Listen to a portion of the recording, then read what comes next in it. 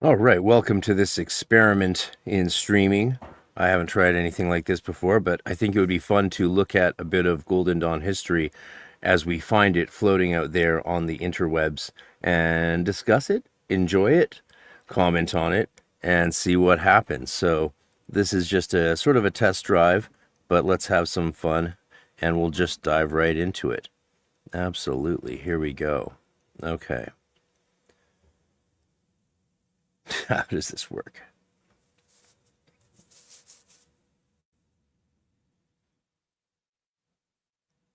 There we go.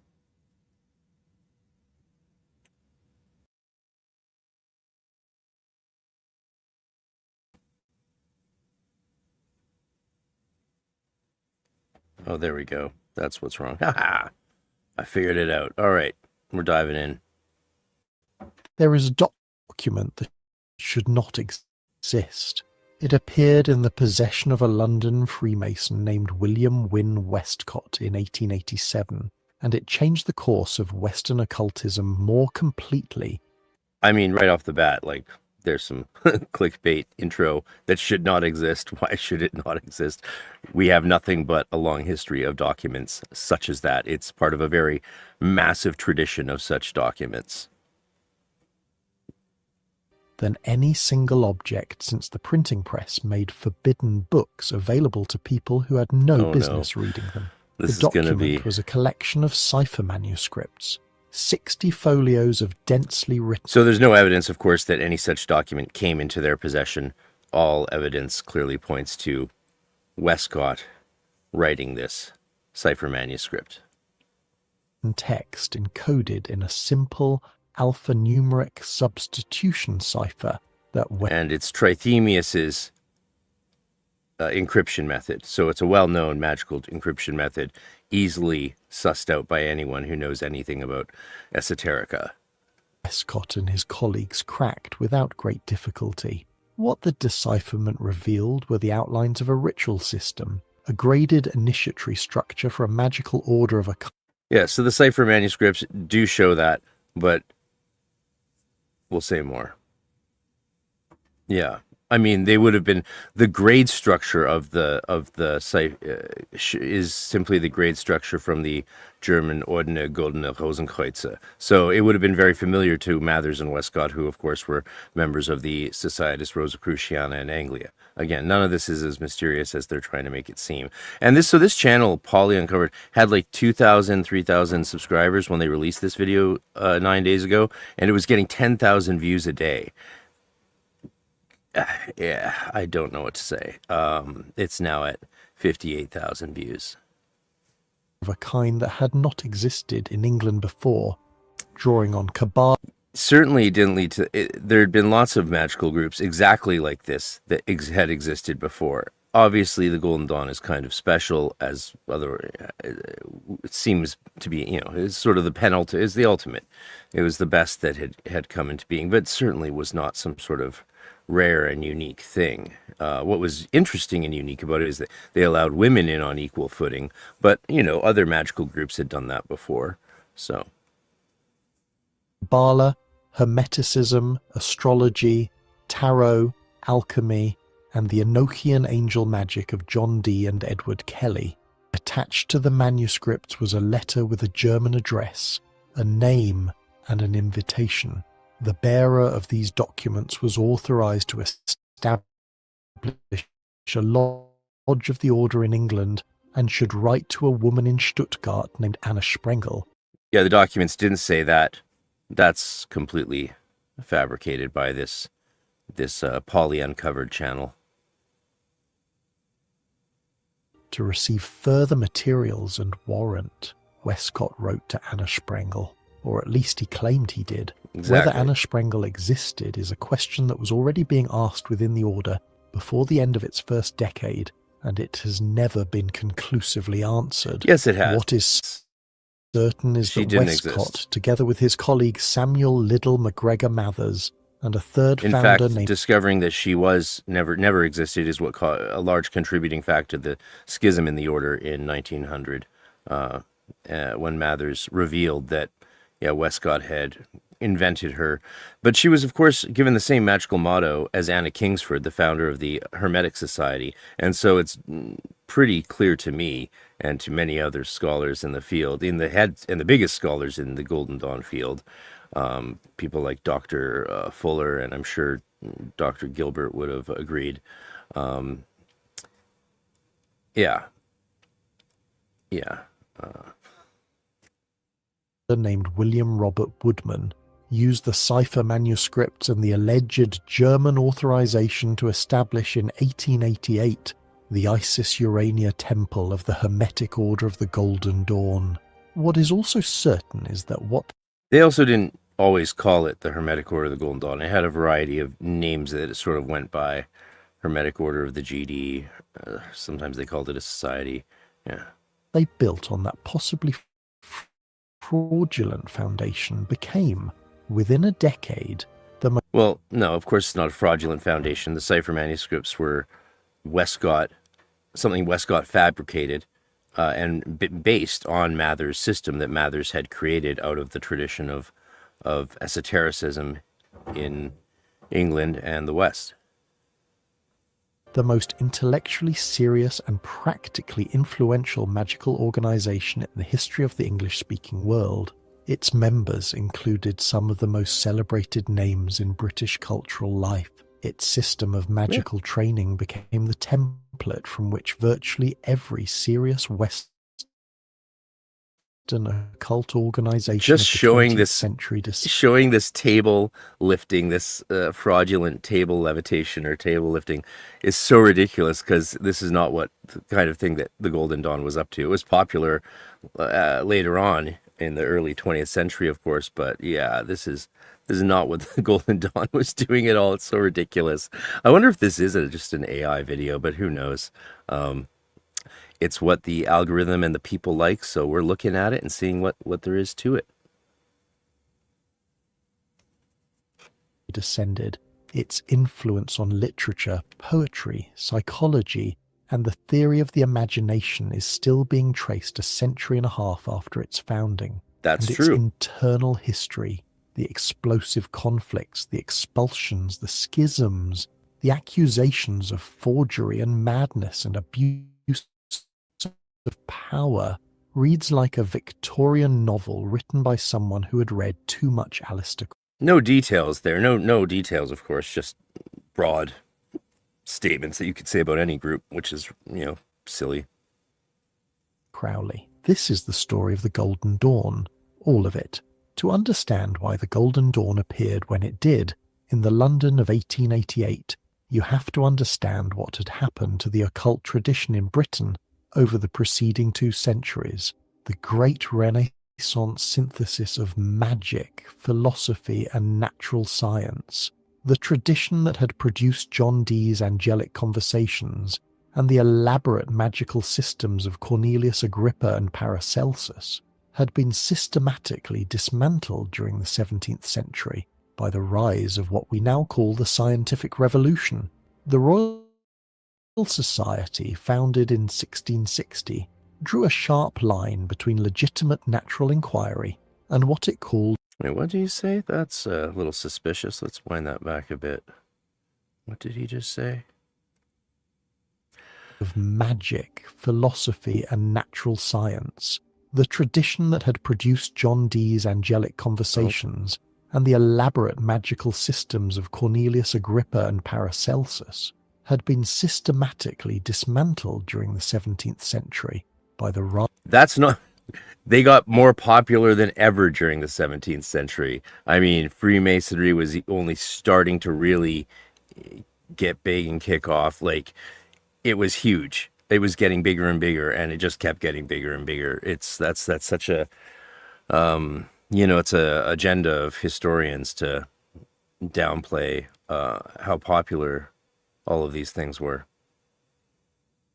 The rise of what we now call the Scientific Revolution.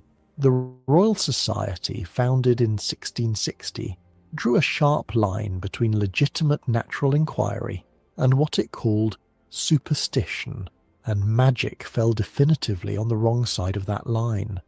Well, if that was the case, then why was Elias Ashmole practicing, the main practitioner of Enochian magic at that time, the main scholar of esoterica? Why were they compiling lists of entheogenic substances and trying them out just to see what they did? I mean, that's again, this is unfortunately way worse, much more poorly researched than I thought it would be. That's a shame. I was excited because it's gotten 58,000 views in 9 days from a channel with 6,000 subscribers. Well, 3,000 when it dropped the video a week ago. The educated classes of Britain and Europe who had, in the 16th century, debated alchemy and astrology with genuine seriousness now treated them as embarrassments, relics of pre-scientific credulity that had no place in the age of Newton and Locke. By the 18th century, the occult tradition survived in England primarily in two forms, within the lower grades of Freemasonry, where it persisted as symbolism rather than practice, and in the And then they're private showing a Golden Dawn banner in the back with some silly, this must be an AI photo, right? What is that photo from? Maybe it's from a movie. If it's from a movie, someone let me know. Like, they even got some of the tools on the table. I wonder what this is from. But yeah, again, the history, I mean, he's sort of getting some of the points somewhat accurate, but generally not. collections of antiquarians and book dealers who understood that something had been lost when the Renaissance magical tradition was abandoned, but who had no living community of practice through which to recover it. That changed in the 19th century. No, so it didn't die off at all. It just continually grew and got bigger from the Renaissance up to the 19th century and into the 20th century. It's just not true. Historians stopped focusing on it, right? Because it was marginalized due to the Enlightenment. And so, and again, this goes back to the most popular misconception that witch hunts were and the Inquisition was a Middle Ages thing, when in fact it was the Enlightenment, where the witch burnings and that stuff became amped up. Changed because of a collision between two forces that had not previously been in contact with each other. The first was Romanticism, the cultural movement that began in the 1790s as a reaction against Enlightenment rationalism, and that spent the following decades insisting on the reality and importance of everything that rationalism had excluded: imagination, feeling. So the pushback actually started well before the 19th century. Romanticism, the Romantic movement in the 18th century, end of the 18th century into the early 19th century, that was the big pushback against the scientific revolution, with the poets like Shelley and Byron and Coleridge, all those guys. The idea that they didn't need to study and spend their time engaging in the world through theories and books and philosophy, but that they should go out into nature. So you had, Lord Byron and all these other great poets just prancing around the countryside, admiring daffodils and all kinds of stuff like that. Just, I wandered lonely as a cloud sort of thing.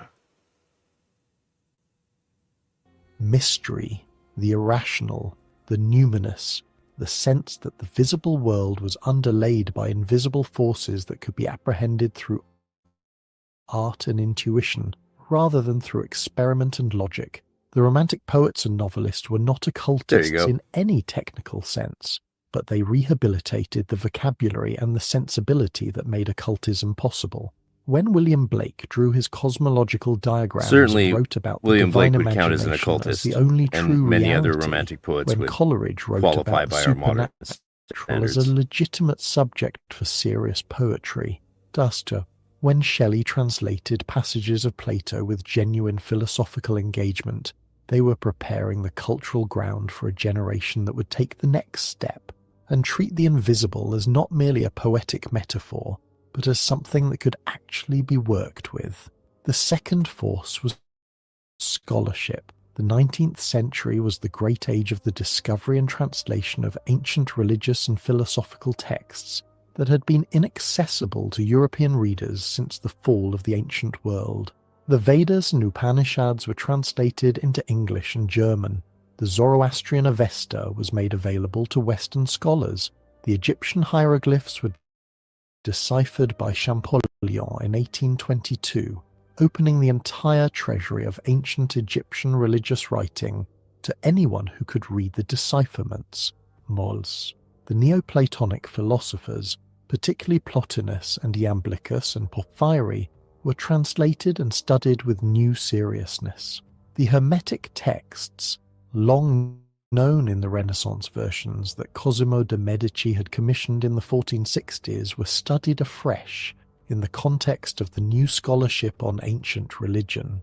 And crucially, the Kabbalah became available in serious scholarly translations for the first time, most importantly through the enormous and deeply eccentric work of the French occultist Eliphas Levi, who published... Yeah, Eliphas Levi was not the first major translator out of Hebrew of Kabbalah. Mathers did a major work of translating the Kabbalah Denudata from Latin, of course. That's excerpts from the Zohar, translated into Latin by Knorr von Rosenroth. And Levi did some of that, but there was Kabbalah was being translated out of Hebrew and studied by non-Hebrew speakers from Ramon Lull, starting with Ramon Lull, really is the first identifiable guy in the Middle Ages, the blessed Ramon Lull, and then through Pico della Mirandola, Johannes Reuchlin, and of course Lodovico Lazzarelli, who was really the big first Hermeticist. And Ficino's translation of the Hermetica was not meant to be published. He was very upset when de' Medici published it, and it was a very problematic translation, and Ficino was not really a fan of that sort of thinking. He was much more vigorously Christian, despite being a closet homosexual. Yeah, interesting stuff, right? Who published his Dogma and Ritual of High Magic in 1854 and his History of Magic in 1860, and who synthesized Kabbalah, Tarot, Hermeticism, and ritual magic into a comprehensive system that was not quite accurate in any of its historical claims, but that was enormously influential because it showed, for the first time to a modern audience, that all of these traditions could be understood as parts of a single coherent whole. Eliphas Levi, whose real name was Alphonse Louis Constant, was a... Yeah, Eliphas Levi wasn't the first person to try and do that by any means, but he was perhaps the most prominent and did it best, started to syncretize traditions like alchemy, Jewish mysticism, and magic, ceremonial magic, and other forms of theurgy. Was a failed Catholic seminarian from Paris who had developed a theory that there existed a single, universal magical tradition running beneath all the world's religious and philosophical systems. Yeah, I think this video secret script and voice is generated by every AI. Age had transmitted through symbols and allegories. That's why it's so vague, while the uninitiated masses received examples. only the surface teachings. This idea, which had been articulated in various forms since at least the Renaissance, was given new urgency and new apparent grounding by the flood of comparative religious scholarship that was making ancient texts available throughout the 19th century. Levi synthesized everything he could get his hands on and presented it in a style that managed to be both learned and thrilling, and his books circulated throughout the occult underground of Victorian Britain with extraordinary effect. By the time Westcott and Mathers began designing the Golden Dawn's curriculum... Yeah, that's not true. Most of Levy's work was translated later on, so people were reading him in French, but again, he was still mostly known to people in England who were occultists, not the general public by any means. God, no. Levi's framework was the common intellectual property of every serious student of the occult in England. The three founders of the Golden Dawn were not interchangeable. They were three very different men whose complementary gifts made possible a project that none of them could have achieved alone. That's ridiculous. Absolutely. While it's unclear how much of a role Woodman had in the early developments, we have a better idea now than we used to. Mathers probably could have done this without them. It just wouldn't have been as fun or as cool. But Mathers created the system for the most part on his own, and so this person hasn't. Again, unfortunately, I should have looked at it more first to see if it was just AI generated, but it's what's popular. This is what people think of the Golden Dawn. This is how people are getting their information. This is what we have to compete with in scholarship. It would be good if there was more academically written, but we're working on that. Oh, and whose incompatible temperaments ensured that the organisation they built could not survive the three of them indefinitely. William Wynne Westcott was a London coroner, a man of precise and methodical intelligence, who brought to the Golden Dawn the organisational discipline and the air of professional respectability that it needed to attract the kind of membership it aspired to. Yeah, that's true. He was a high-ranking Freemason, a Rosicrucian, See, a serious student of the Kabbalah. Vague stuff like and that a is so man annoying. A Rosicrucian, what does that mean? Westcott wanted to be the supreme magus of the Societas Rosicruciana in Anglia, which was a paramasonic organization. And Woodman was the supreme magus, I believe, yeah. And they, they don't even name the names of the groups that they're actually in, just vague Rosicrucianism. That's it is what it is. who understood that an occult order needed to appear credible to the Victorian educated class it was trying to recruit. He was the one who obtained the cipher manuscripts. He was the one who wrote, or claimed to write, to Anna Sprengel in Stuttgart. He was the practical administrator of the early order. Yeah, the man who handled correspondence and research. He No was research also, at all, by really. every This is account, just a man who was deeply uncomfortable with public Satan, which would become a significant liability as the order's internal politics grew more volatile.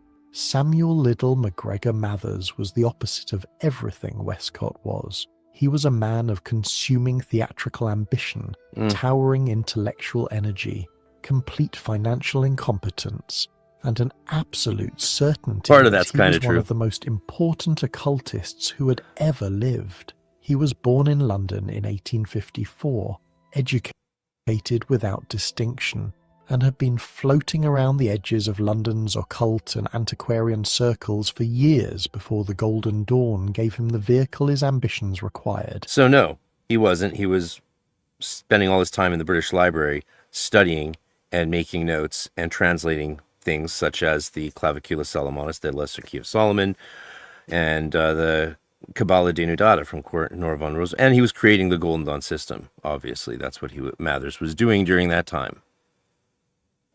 He was a serious scholar of the Kabbalah, having produced an English translation of a selection of Kabbalistic texts published as the Kabbalah Unveiled in 1887.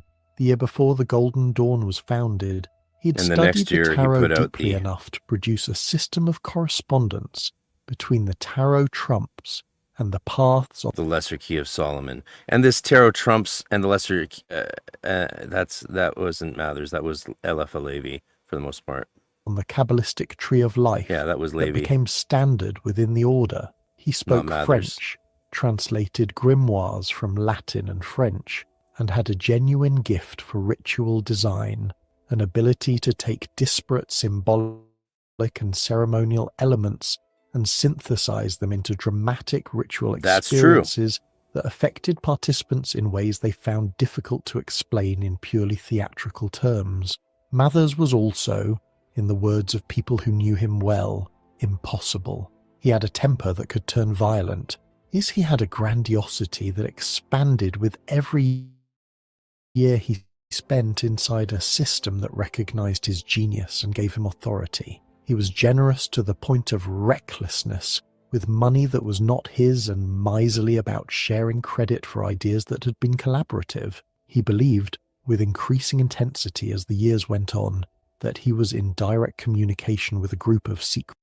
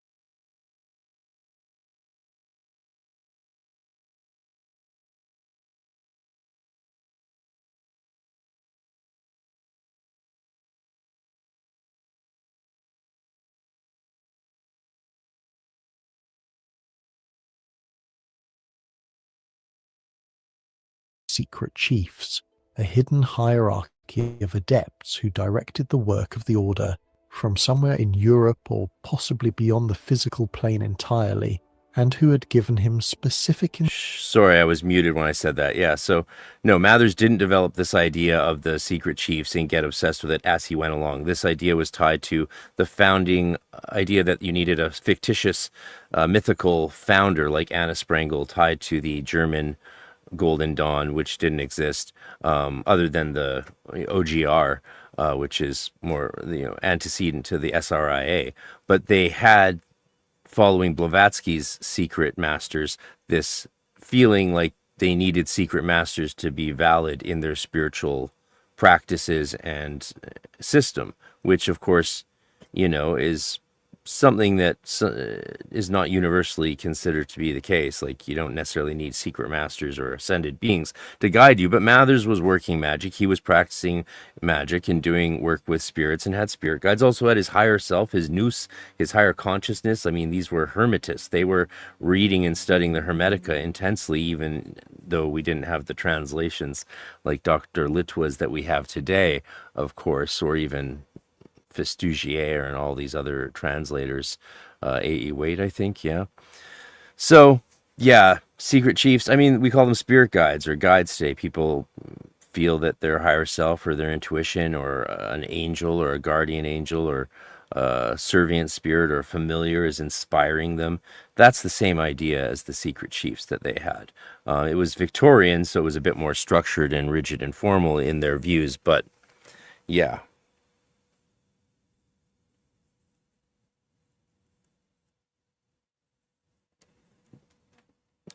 I'll be right back. I have something, someone's just coming to the door. So I'll be just 2 shakes of a lamb's tail. I'll be right back.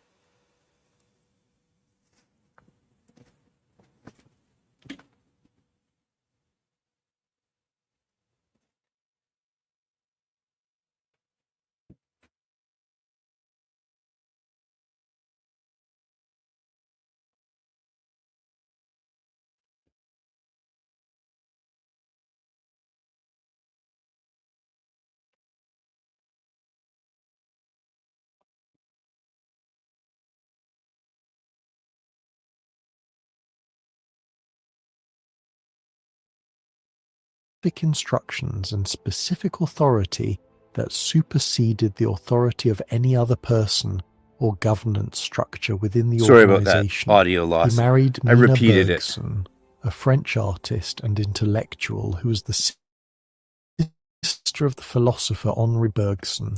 And the... I'm not sure if Mina Bergson was an intellectual. She was an artist at the, I forget the name of the school. Two of them formed a partnership that was both personally and magically intense, and that eventually relocated to Paris, where Mathers would spend the most productive and most destructive years of his life running the Golden Dawn from a distance, while its London membership grew increasingly resentful of his absence and his demands. The third founder, William Robert Woodman, was the oldest of the three and died in 1891, only 3 years after the order was founded, before the major crises that would define the Golden Dawn's history had developed. He was a retired army surgeon and a senior figure in several Masonic and Rosicrucian organizations, and his primary contribution to the Golden Dawn was the institutional legitimacy his established position in the occult fraternal world provided. Doesn't even mention that he was the London coroner, so held a government post, which was quite prestigious. And Westcott was a major figure in Freemasonry and many different orders. Again, the Golden Dawn did not emerge out of nothing. It's part of a... They had so many orders. Oh my God, they had so many orders. They're all like, there's the Theosophical Society, then there's the esoteric section, and then there's sections of that. It was a massive, new age of orders in the way that we would consider it today. He's the least colourful of the three founders and fittingly the least remembered. What the three founders built Oh, in he the was years talking about between woodmen. 1888 and 1891 was a complete initiatory system of magical training That's true. that has no genuine precedent in the English occult tradition. The Golden Dawn Oh my was God, organized I wish that was true, because it would speak more highly to how great a job they did, but it directly comes out of all these other things. SRIA, German OGR, they use the same grades titles as the OGR, Practicus, Theoricus, Zelator, all that stuff. Oh my God, this is such garbage. But fun, into right? two We're having orders, fun. the outer order and the inner order, and the initiatory grades were mapped onto the Kabbalistic tree of life, Yes. with the lowest grades He doesn't at the mention bottom the of third the tree order. and the highest at the top. The outer order consisted of 5 grades: Neophyte, Zelator, Theoricus, Practicus, and Philosophus. Each grade At least he got that right. Most Thelemites I see who talk with me on Facebook always try to convince me that our outer order only has 4 grades. And then, yeah, well, sorry. At least this, so there you go. There's some good points. You got that basic fact right. to one of the Sephiroth on the lower portion of the Tree of Life, and each grade's curriculum introduced the student to a specific body of knowledge and practice corresponding to that Sephira's qualities.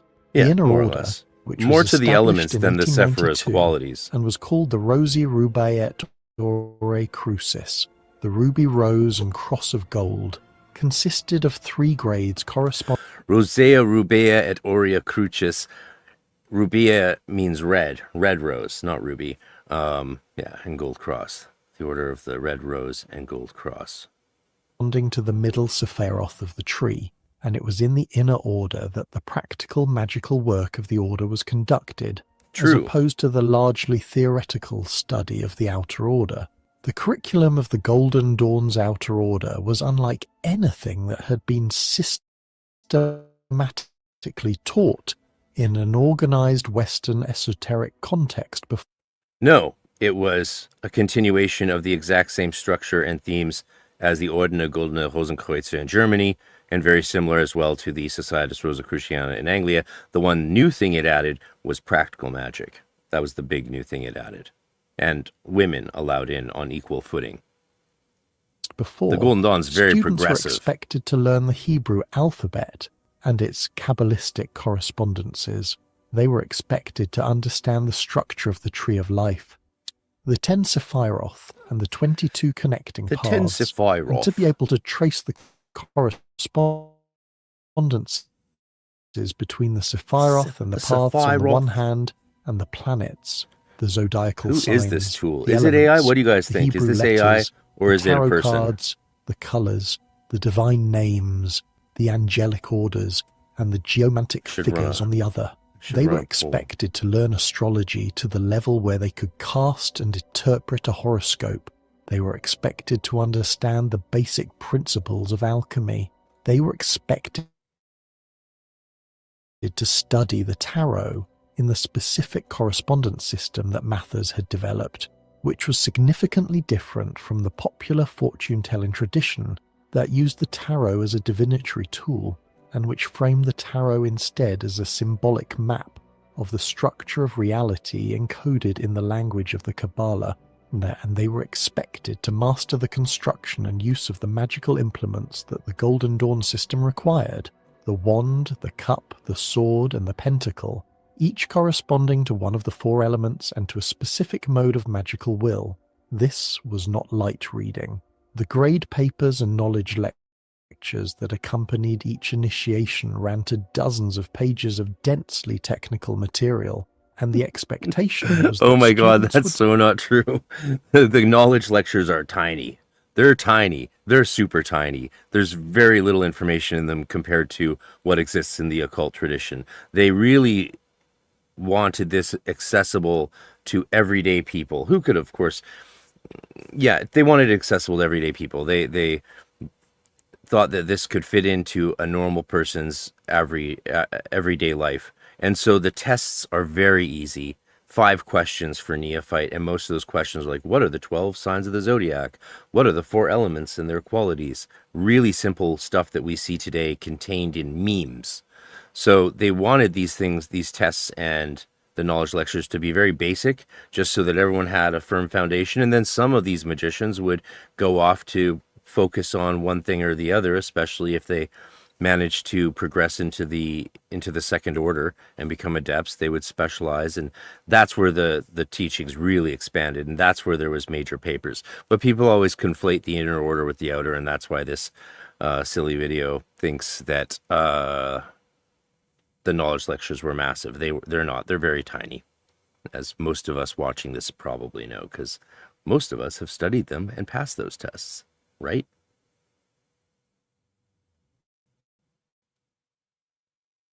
Would study this material seriously, be examined on it before advancing to the next grade, and integrate it into a functioning understanding of the symbolic system as a whole.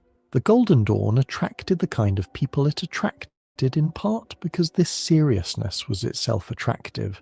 This was not a Tea Party spiritualism circle. It was not the vague Christian mysticism that had sufficed for most of the Victorian era's spiritual seekers. It was a rigorous technical education in a system that took the invisible seriously as a subject of disciplined study, and it drew people who were dissatisfied with both the dogmatic churches and the reductive materialism that were the only 2 available options in mainstream Victorian intellectual culture. The Golden Dawn's initiations were designed by Mathers to be genuine ritual experiences, not merely ceremonial formalities. Exactly. The initiation Actual into magic. The neophyte grade, the entry-level ritual through which every member of the order passed, placed the candidate in the position of the soul of the dead entering the Egyptian underworld, as blindfolded and led through a ritual space whose officers represented specific cosmic principles and whose words were drawn from the ancient Egyptian Book of the Dead and from the symbolism of the Kabbalah simultaneously. The higher initiations were more elaborate and more demanding, building on the candidate's accumulated knowledge of the system to create ritual experiences that were designed to produce genuine shifts in consciousness, genuine encounters with the symbolic forces that the Kabbalistic framework mapped. Whether they succeeded in this is a matter of testimony and subjective report, but the testimony is extensive and largely consistent. People who went through the Golden Dawn's initiations described them as genuine transformative experiences, not theatrical performances. The membership the order attracted in its first decade reads like an index of late Victorian and Edwardian cultural achievement. William Butler Yeats joined in 1890 and remained a member through expulsion and reinstatement and the order's various schisms and reconstitutions for decades. He rose to the inner order grade, conducted extensive magical work within the system, and engaged with the goal. Wait, what did I just miss there? I just posted a poll to see what you guys think, if this is AI or not. Maybe this isn't AI. Maybe this is a guy.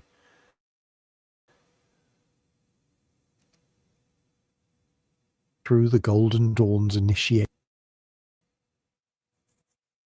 in consciousness, genuine encounters with the symbolic forces that the Kabbalistic framework mapped. Whether they succeeded in this is a matter of testimony and subjective report, but the testimony is extensive and largely consistent. People who went through the Golden Dawn's initiations described them as genuine transformative experiences, not theatrical performances. The membership the order attracted in its first decade reads like an index of late Victorian and Edwardian cultural achievement. William Butler Yeats joined in 1890 and remained a member. To be fair, lots of people joined the order and didn't find much transformation there and thought they were essentially like theater kids and lacked depth. But, there's only, I can think of a few prominent examples of people who just didn't see much to it. And I think that's because the outer order was quite basic. You know, if you are familiar with the modern Golden Dawn tradition, you have very little understanding, most likely, of what the original order was like. And the outer order was bare bones. You had the LRP. You didn't even have the meditations. You didn't have daily affirmations. You just had these small knowledge lectures with very, very easy, basic, simple tests. And it was mainly, clearly, therefore, to be focused on the inner alchemical spiritual preparation for the major workings in the inner order, and just to get you. So the initiations were a huge part of it. That part is very true. And a member through expulsion and reinstatement and the order's various schisms and reconstitutions for decades. He rose to the inner order grade, conducted extensive magical work within the system, and engaged with the Golden Dawn's ideas in his poetry throughout his career, most visibly in A Vision, the extraordinary cosmological work.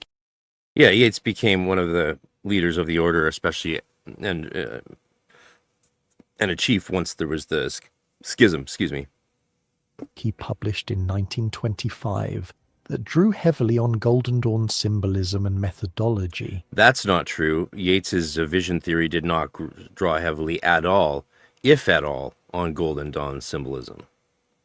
Yeats took the order with the same seriousness he took everything else. Yes, he did. And he was not a man who took things lightly. The actress and revolutionary Maud Gonne joined in 1891. She was one of the most celebrated figures in Irish nationalist politics. The woman Yeats loved obsessively for most of his adult life, and she brought to her membership of the Golden Dawn the same fierce intensity she brought to everything. She and Yeats collaborated on magical workings together, and their relationship had a dimension that neither of them fully separated from the magical work of the order. They did. They focused especially on the Celtic mysteries, which is really what drew Maud Gonne to the Golden Dawn. But she didn't stay in it long. She left in, I think, Practicus or Theoricus, because she wasn't into the loyalists, the British aspects of it all. She was an Irish revolutionary and ended up marrying McBride, who was a early IRA type guy. But Yeats and her had lots of fun. They would get some Peruvian torch cactus, a little peyote, and go to shack up in a hotel and have some fun with each other. Yeah, they did not fail to consummate their friendship relationship as many people think. Anyway, who cares? She resigned in 1893, citing disagreements with the order's direction. Yeah. But her passage through the Golden Dawn left traces in the ideas of both of them that lasted for decades. Algernon Black. Yeah, ask your question about the cipher manuscript. Go ahead. What's your question? Shoot, Lady Justice. And thanks if everyone can throw super chats. I'd like to stream more, and I'd love your support to do that. Maybe even do it every day. Who knows? We'll see what I can, what's possible. We'll see. Yeah, ask your question. I'll just keep playing it until you write it out. Don't ask if you can ask a question. Just ask the question. Blackwood, who would become one of the greatest writers of supernatural fiction in the English language, was a member. His stories, particularly those... I believe Algernon Blackwood's one of the people who was not too impressed with the order, if I recall. Featuring the occult investigator John Silence, draw on Golden Dawn practice and symbolism in ways that are specific enough to suggest first-hand experience, rather than mere literary research. Arthur Machen, the Welsh author whose short fiction permanently expanded the possibilities of horror and weird fiction, was a member. His novella The Great God Pan, published in 1894, is saturated with Golden Dawn ideas about the thin membrane between the ordinary world and the dimensions of reality that the Order's practices aim to access. Aleister Crowley joined in 1898, was refused advancement to the Inner Order by the London adepts who regarded him as morally unfit, received that advancement from Mathers in Paris over the London... But there's no evidence he was ever initiated into 5=6. Zero evidence. The revised history of the Golden Dawn, parts 1 and 2, go over that granularly in the fabulous book series The Light Extended from Cherubim Press, and Dr. Tony Fuller, the foremost historian living today and in history on the Golden Dawn, well, along with Dr. Gilbert. Those are the guys that we all look to for everything. He makes it quite clear there's just no, Crowley, there's no evidence that Crowley went through the 5-6 initiation, but he did get to be a Hierophant at a initiation in the Golden Dawn during the interregnum period. Yeah, but from the time when they schismed before the 4 other orders broke out of that. And membership's objections, and precipitated the final crisis that destroyed the original order's organizational coherence. Florence Farr, the actress and theatre director who ran the Avenue Theatre in London and who worked closely with George Bernard Shaw, was one of the... Oh, that's interesting. Okay, thank you, chat. This is the fun thing about this. We might get so greetings, Frater, Lord of Ness. I always get your name. Always gets me. Your name messes me up. Lord Offness. Greetings, Frater. I researched about this channel. This channel belongs to a young man who creates the content and uses AI for the voices because his first language is not English. See, I don't have a problem with people using AI if they can't speak English well, because it's very annoying when you want to watch something and the person can't actually speak clearly. That's so yeah. However, so that means that we can fairly criticize everything he's saying, and he can't escape criticism by blaming AI for the content, because yeah, if this is his own research, I mean, it's absolutely problematic. See how nicely I said that? Yeah, that's cool that he's, I respect that. And I love that he's diving into the Golden Dawn. If he spoke English well enough to come on the podcast, I'd have him on and we can clarify a whole ton of stuff. But this also works. This is fun too. I hope you guys like this. If you like me streaming like this is a total experiment. Please support me.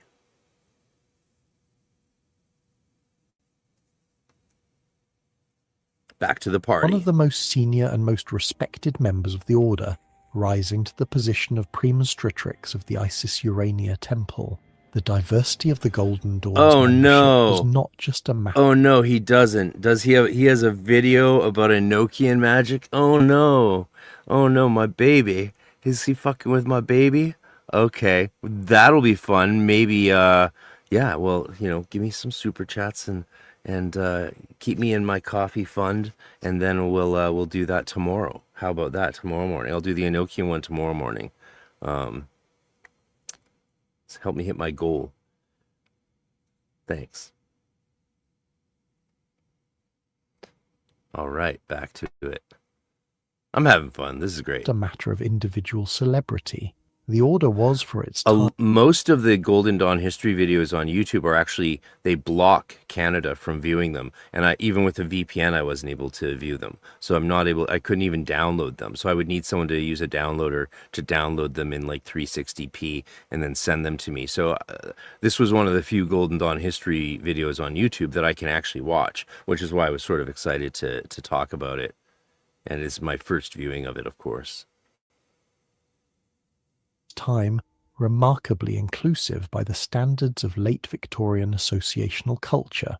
Women were admitted on equal terms with men, yes, which was not the norm in the Masonic and Rosicrucian progressive, from which the Golden Dawn drew its organizational precedents. Class boundaries were more permeable than in most Victorian more table shit.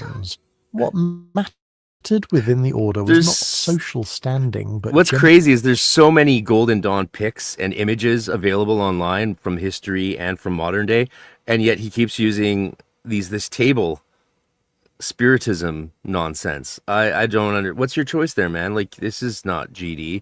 I mean, do that, save these images for spiritism when you cover spiritism.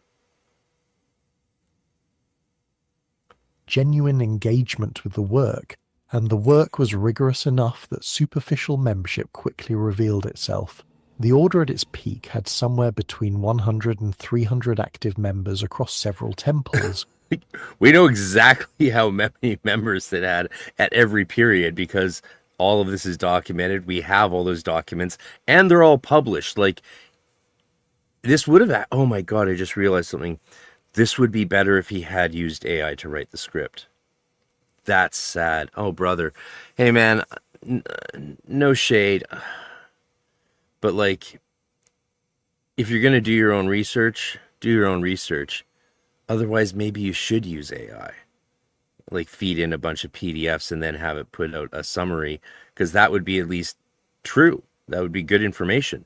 This is not true. None of this is good information for the most part, sadly.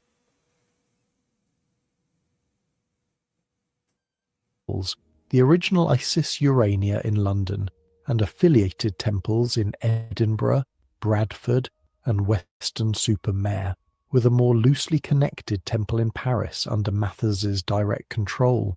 The system Mathers and his colleagues constructed drew on an extraordinary range of sources and synthesized them with a coherence that was unprecedented in Western occult This writing. is true. What Mathers did, Kabbalah synthesizing provided and the clarifying skeleton, these structures, the this tree is all of true. life, He's as right the on organizing diagram onto He which says he's everything just- else was mapped. But he's not The a researcher. Hermetic This is the tradition, worst research specifically the imaginable body on of the subject. texts attributed to Hermes Trismegistus that had been available in Latin since the Renaissance.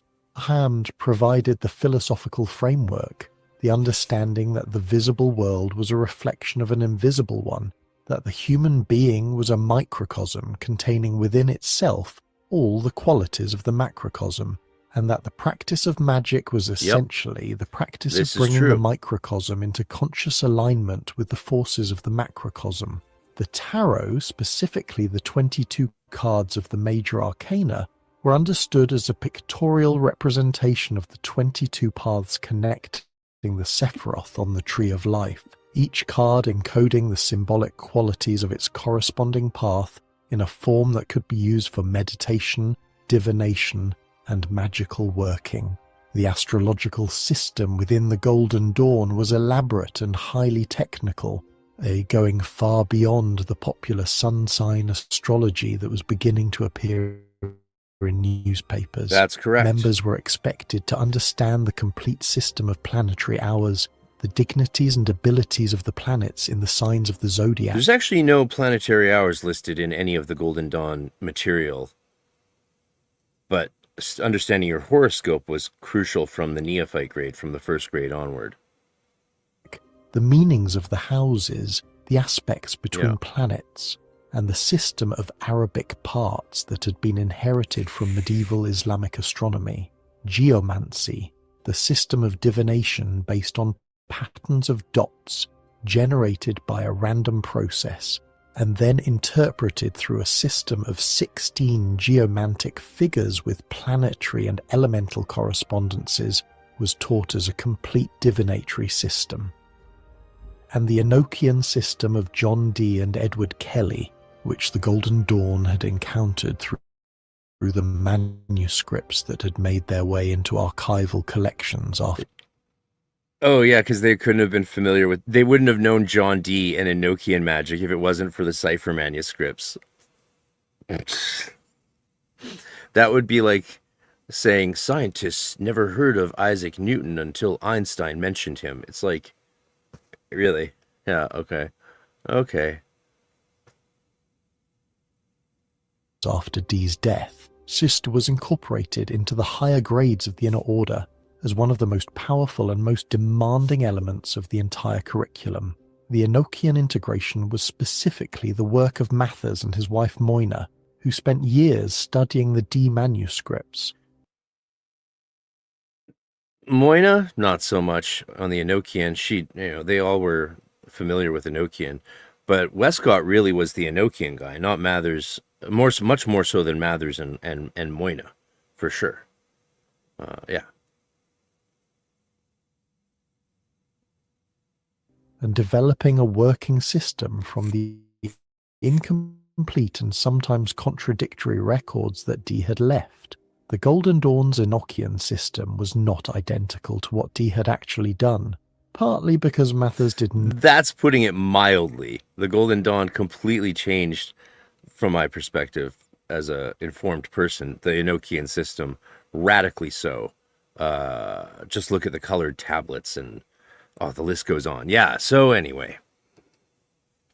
Not have access to all of Dee's papers, and partly because he was developing a practical system for use in ritual, rather than a scholarly reconstruction of Dee's exact methods.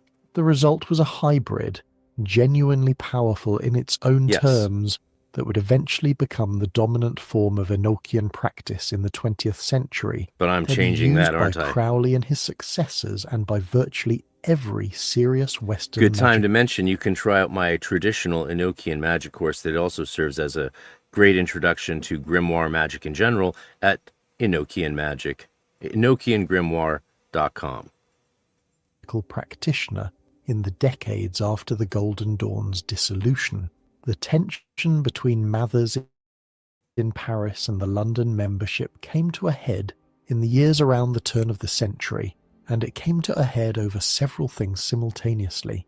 Mathers had become increasingly autocratic. His claims to authority from the secret chiefs, which had begun as a relatively minor eccentricity in the early years of the order, had expanded into a comprehensive doctrine according to which he was the sole legitimate channel for higher authority within the entire Golden Dawn system, and any challenge to his decisions was therefore not merely insubordination, but a defiance of the secret Yeah, that's not true. That's just not true. chiefs themselves. He had stopped visiting London. Yeah, he had stopped responding to correspondence in a timely way. He had started demanding fees and contributions that the London membership regarded as unreasonable, and he had admitted Aleister Crowley to the Second Order over the explicit objections of the London adepts, an action that the London membership regarded as both an insult to their judgment and a genuine danger to the organisation. Crowley at this point was 24 years old. And I think it's because Crowley at age 24, 25, he had, by modern standards, millions of dollars. And so, yeah, I think there was a financial incentive there.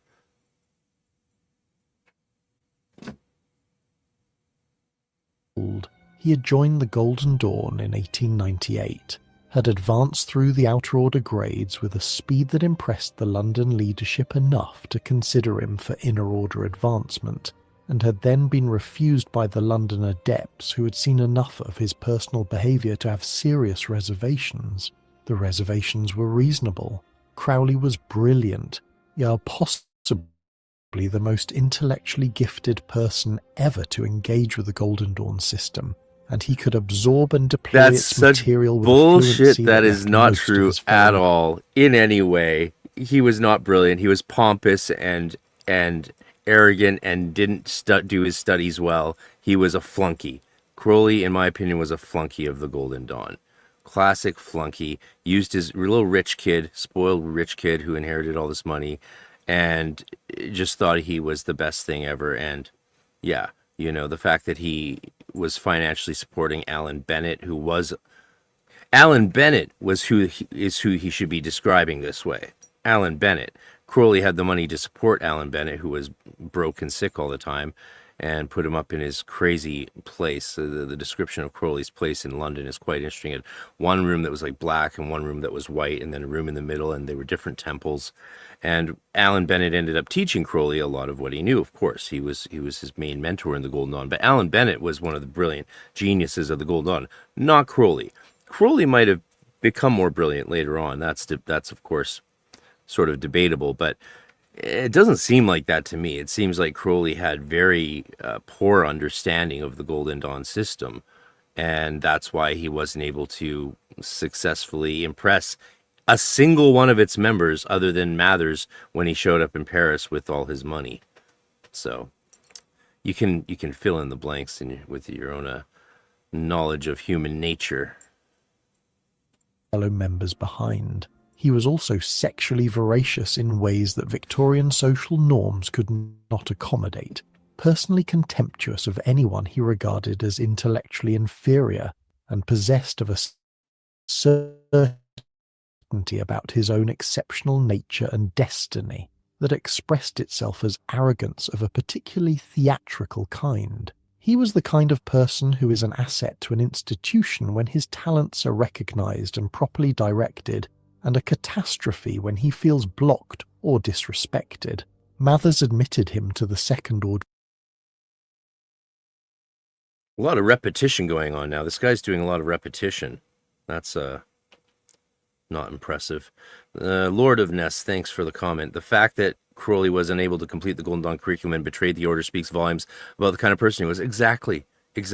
Like, what else need be said? What else need be said? Again, I read Crowley. I love reading Crowley's autohagiography and other Crowley stuff. He was a big influence on me when I was young. And he wrote lots of things that were, if not brilliant, close to it. So no shade on Crowley, actually. He just wasn't, as so many like to claim, the shining star of the Golden Dawn universe and system. That's not true. Order in Paris in 1900 gave him the grade documents and the inner order knowledge lectures, and sent him back to London to claim his right to admission. Mathers didn't give Crowley those inner order documents and knowledge lectures because we have evidence of Crowley trying to get them when he went back to London and demanding them, which led to catastrophe for Crowley and for many other people. Crowley was a shit disturber and essentially did everything he could to destroy the Golden Dawn through his own power madness and sense of superiority to everyone else. The vault of the Adepti in the Isis Urania temple. The London adepts refused to admit him. Crowley appealed to Mathers. Mathers sent a letter affirming Crowley's admission and ordering the London adepts to comply. No, Mathers gave Crowley a letter to take with him and show them, and then Mathers wrote some other letters on the side, which all of this led to the continued dissolution of the order as it was at that point. And Mathers' expulsion by Yeats and the other chiefs like Florence Farr and all of those people. So yeah, and Crowley ended up getting dragged off by a cop. He was never kicked down the stairs, of course, by Yeats, as people like to say. And as I'm getting older, I'm sort of getting in on the fun with that, and I think we should take it to another level and like do an AI video of not just Yeats kicking Crowley down the stairs, but like then Crowley hits the bottom of the stairs and then he goes like Super Saiyan, and then Yeats goes Super Saiyan, and they blow up the building and have this huge fight over it. Like let's do that. Let's do that. The London adepts refused, and in the ensuing conflict, which played out through an extraordinary series of increasingly hostile letters, formal declarations, and at least one attempt by Crowley to physically take possession of the Order's London premises while wearing a black mask and a Highland... He locked himself in and stole a bunch of stuff and tried to take over because he was an idiot. And that's why the cops had to drag him away and thunk him over the head. And really, really unfortunate. Yeah, they should have expelled Crowley much sooner. I know a lot of Golden Dawn people and authors. I was talking with Melissa Seams, who's done the great new history book on the Horace Bradford Temple of the Original Order. She thinks we should reclaim Crowley for all he's worth as a Golden Dawner. And I get her point. I think there's something there to be said about that, especially now that we have a much more well-rounded view of who Crowley was, his strengths and his weaknesses, right? So a lot of people coming to Crowley, if they hear someone like me or anyone like me praising Crowley, they'll be like, "Oh, don't you know he did bad stuff?" It's like, "Oh yeah, that's the thing. We've gone through that phase. Now we're at the phase of saying, well, let's take the good for you can take the meat and spit out the bones." Island costume while calling himself Count Vladimir Zverev. The organizational These people certainly structure had of the fun, original didn't they? Golden Dawn was effectively destroyed. The formal break came in 1900 when the London Adepts, led by a committee that included Yeats, Now, it should go without saying his timelines are all completely wrong. Like, I don't think he's read a single book on the Golden Dawn, and there's a lot. So, yeah, no. The dating is all off. Go watch a good Golden Dawn video, history video, like Ike Baker's on the Arcanum channel. And I'll do one at some point. It's just, first we need to see what's out there. voted to expel Mathers from the order he had co-founded. The grounds were multiple and overlapping. His failure to provide the promised advanced materials of the Second Order's higher grades, his admission of cruelty against the membership's wishes, his autocratic behaviour, and his association with persons the London membership considered... No, the major issue behind Mather's expulsion was because Annie Horniman, heiress of the Horniman fortune, cut him off financially. She had given him the equivalent of like over $1 million or $2 million by modern standards for Mathers and Moyna to live off of. And then she cut him off. And she just wanted to support Moyna, but Moyna's like, well, he's my husband. I'm going to support him with the money you send me. And then she cut him off entirely, so Mathers expelled Horniman. The Adepts in London were outraged by this, so they expelled Mathers. It's sort of, a Roman Catholic Eastern Orthodox situation. No, you're excommunicated. Well, then you're excommunicated, right? Yeah, a real shit show. Dangerous to the order. Mathers disputed the legality of the expulsion until his death. The London membership reorganised itself under a new governance structure and continued to operate as the Hermetic Order. Yeah, you can't expel a chiefs from their own order. You can't do that. You can just terminate things and start something new, which is what happened. Even Mathers started something new. That's how the Golden Dawn tradition has been ever since. So orders end and they break into new orders, and that's how the seeds are sown. And I think it's easy to argue that that is the history of all religious movements all throughout time. So nothing unique happening here. Order of the Golden Dawn, though without the authority and coherence of the original founding period. I do love it. But the chaos did not end there. The revelations about the cipher manuscripts, which had been nagging at the membership for years, came to a head in the early 1900s when Florence Farr and others began seriously investigating the order's origins and discovered that the story of Anna Sprengel and the German warrant was almost certainly false. Westcott, when pressed, could not produce the original correspondence. See, that's where they went wrong. Like Westcott, who these days, as research comes out from people like Dr. Fuller, it seems more and more that he did have a troubled relationship with the truth, more so than Mathers. He really liked putting on airs, it seems, more so even than Mathers at times. And creating the cipher manuscripts and creating Anna Sprengel, it was planting the seeds of their own destruction in a way. If they had just not done that, imagine if Westcott hadn't needed to do all of that nonsense and just let Mathers' system stand on its own 2 feet. Oh my God, how much healthier that whole period in the Golden Dawn history would have been. Correspondence with it's a lesson Sprengel. for us today. He claimed the letters had been destroyed. The German occult scholar who was supposed to have transmitted the cipher manuscripts could not be traced to anyone's satisfaction. The cipher manuscripts themselves, when examined critically, appeared to have been compiled in the 1880s rather than at any earlier date. The evidence pointed toward the cipher manuscripts being a fabrication, possibly Westcott's work, Yes. possibly Mathers's, Okay. possibly No. both, and the German authorization being either a complete invention or a document Westcott had forged to give the order the appearance of genuine European lineage.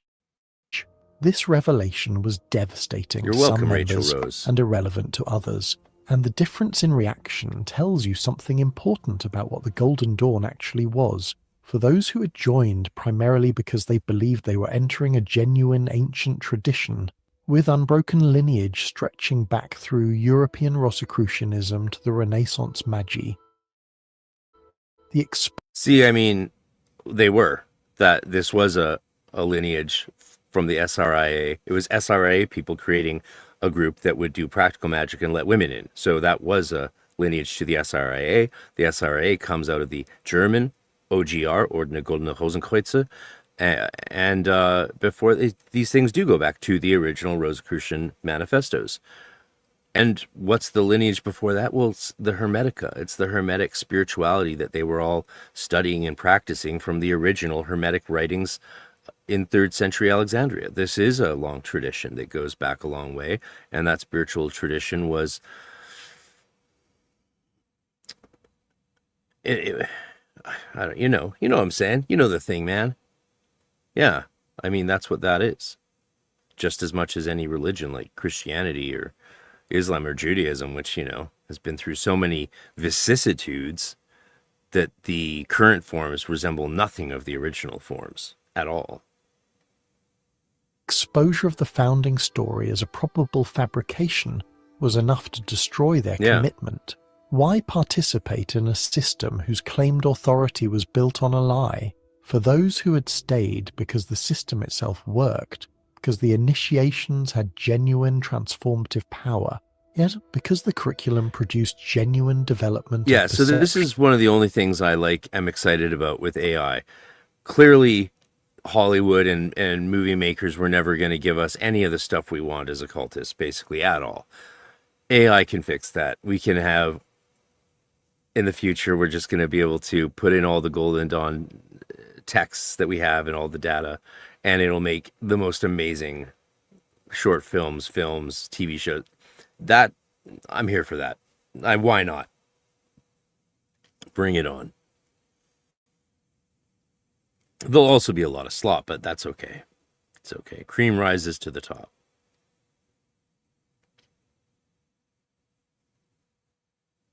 Perception and understanding, because the magical workings produced results that were difficult to explain as mere coincidence or projection.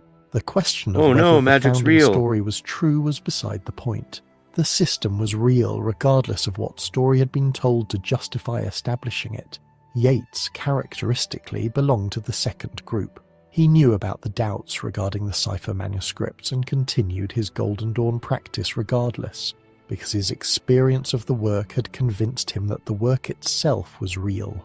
And that the Golden Dawn didn't end. It just broke into different groups, and a lot of the people were in all the groups. Right? So, yeah. And Yeats was the head of Stella Matutina along with Falcon and others. And Westcott worked with them, and he went through initiations with them while still being a member of Mather's branch, the Alpha et Omega, or the AO. It wasn't necessarily meant to be Alpha et Omega. AO was referred to meant to be a reference to an Egyptian word, I believe we know now. But, calling it Alpha et Omega makes sense as well. The historical question of its origins was a separate matter. His loyalty to the order and to the system of magical practice it had given him survived everything: the Mather's expulsion, the Crowley crisis, the cipher manuscript controversy, the schisms, and the gradual dissolution of the original organization. He continued working with the Golden Dawn symbolic system for the rest of his life, and it is woven through his poetry. Because he stayed in the Golden Dawn the rest of his life. With an intimacy that can only come from decades of genuine engagement. The dissolution of the original Golden Dawn organization did not happen all at once. It happened in stages, through a series of schisms and reconstitutions. No, it's much more precise than that. It terminated into an interregnum period where they had the Morgenrot, and then that fractured into Yeats's Holy Order, Mather's AO, and Falcon and Yeats's Stella Matutina, which is where most of the really magically inclined people went, was into the Stella Matutina. But at the same time, Brodie Innes in Scotland stayed with Mather's AO and created another parallel lodge for adepts of the Golden Dawn only, so kind of a parallel para Golden Dawn order called the Cromlech Temple, transmitting teachings from a master known as Resh. Is that right? Oh, Shemesh. Shemesh, the Hebrew name for the sun. Shemesh. Shin Mem Shin. And those teachings and documents, I have them. They're amazing. The ones on the aura, on alchemy. They had even studies on sex magic, sort of, not really, but just how sexuality plays out in the human aura. They went into a lot of stuff in the Cromlech Temple. Fascinating papers, which Golden Dawn people are starting to release and expound interpretations of to the public only now. So that's exciting.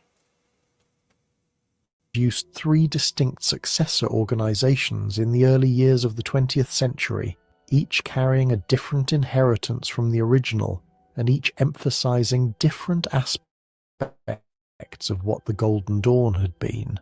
The first and most immediately significant schism produced the independent and rectified rite Absolutely. under Arthur Edward Waite, who'd been a member since the early 1890s and who had always been more interested in the order's Christian mystical dimensions than in its practical magical work. Yeah, correct. Waite, who is best known today for the Rider-Waite tarot deck he commissioned in 1909, which became and remains the most widely used tarot deck in the world, regarded the Golden Dawn's practical magic as a distraction from genuine mystical development.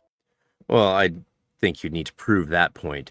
But also, Waite didn't come up with the Rider-Waite tarot deck. Yeats did. W.B. Yeats came up with the idea and suggested to his fellow adepts, A.E. Waite and Pixie Smith, Pamela Coleman Smith, known as Pixie because she was a little hippie girl, Bohemians. A lot of these people were Bohemians. And he suggested them to do it because Yeats was too busy with his theater, with the Abbey Theater, with all the plays he was doing with his fellow Golden Dawn chief, Florence Farr, the famous actress, and of course becoming a world-renowned poet and author and critic, and eventually a senator of the new founded Ireland.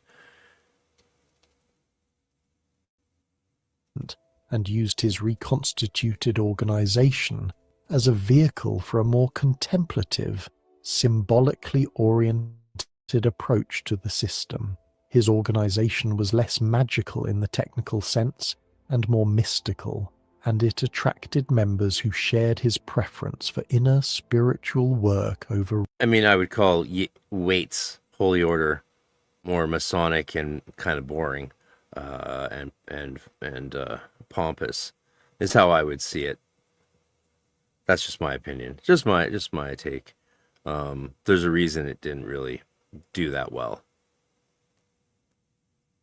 Over ritual operations.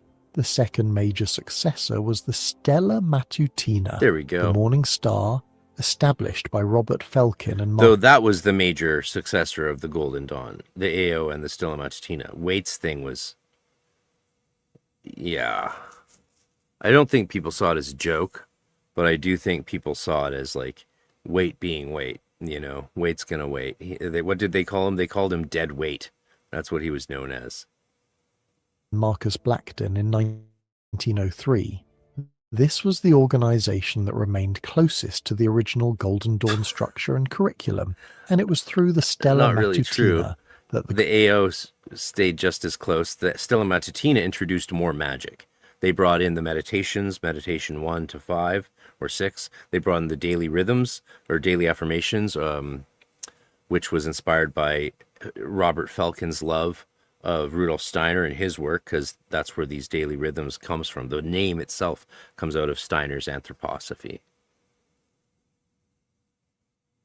That the Golden Dawn's magical tradition was transmitted most directly to later practitioners. Dion Fortune, one of the most important occult writers of the 20th century, received her initial Golden Dawn training through the Stella Matutina before establishing her own organization, the Fraternity of the Inner Light, which became one of the most influential British occult organizations. She established her organization as an outer order to the Golden Dawn, not as a separate thing. It didn't become an outer order, but that's not what she didn't want it to. She didn't want to establish something different. She wanted just to make something that was more watered down and could be accessible by people for whom the Golden Dawn was a bit too much right out of the gate. Organizations of the mid-20th century. Israel Regardie, the young American occultist who served as Crowley's secretary in the late 1920s and who later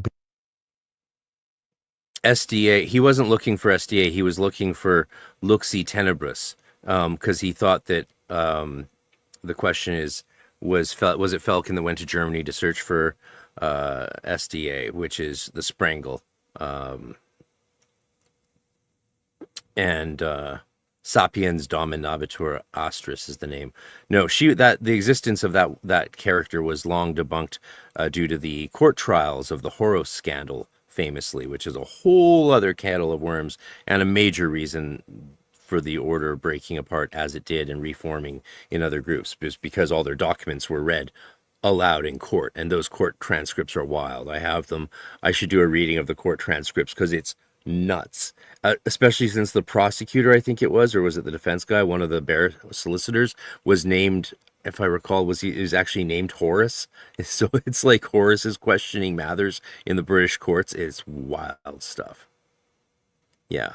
But no, Falcon went to look for secret chiefs because Mathers and Westcott kept referring to Frater LET, Frater Lux E Tenebris, which means light in the darkness. What's funny about that is Falcon didn't realize that Lux E Tenebris was a code name, a magical motto Yates, Mathers, and Westcott used to refer to the Archangel Raphael, from whom they were receiving the inner order teachings. That's a point people don't like to talk about because it all of a sudden gives a lot more magical credibility to the system than most detractors want to give. Later became the most important single figure in the transmission of the Golden Dawn tradition to the 20th century, received his knowledge of the Golden Dawn system largely through Dion Fortune and through his own intensive private study, before eventually publishing the complete Golden Dawn rituals and knowledge papers in That's not true. That's not true. Yeah, I'm not going to get into the details of that, but yeah, Regardie didn't mainly learn stuff from Dion Fortune. No, he was just a member of that temple for a while, for a year and a half, went through the initiations, didn't participate much, didn't really want to meet up with anyone. He had no interest. He just grabbed the documents, basically, and then didn't even get all of them, just got a small selection of them, though a lot of main ones, of course, and then published them. And in a letter, Regardie, later on in life, I have the letter, or I've seen, we have a picture of the letter in the Golden Dawn Facebook group. Regardie regrets doing that and says he thinks that's the reason, I think, his house burned down, or he lost a lot of stuff because of his publishing of those documents. And there's more to the story, but it's just, this is not the time for that. Again, we owe great debt to Regardie, of course. I probably wouldn't have gotten to join the Golden Dawn if it hadn't been for Regardie. 4 volumes between 1937 and 1940, Regardie's decision to publish the Golden Dawn's complete material was enormously Not complete, controversial very in occult incomplete. circles, And he and changed was stuff. regarded by many surviving members of the Successor organizations as a profound betrayal of the principle of initiatory secrecy on which the entire order had been built. The material was secret. Yeah, joining a group of people to get all of the work that they've created so that you can publish it and make money and get famous generally is frowned upon, I'd say. You might call it illegal by modern standards.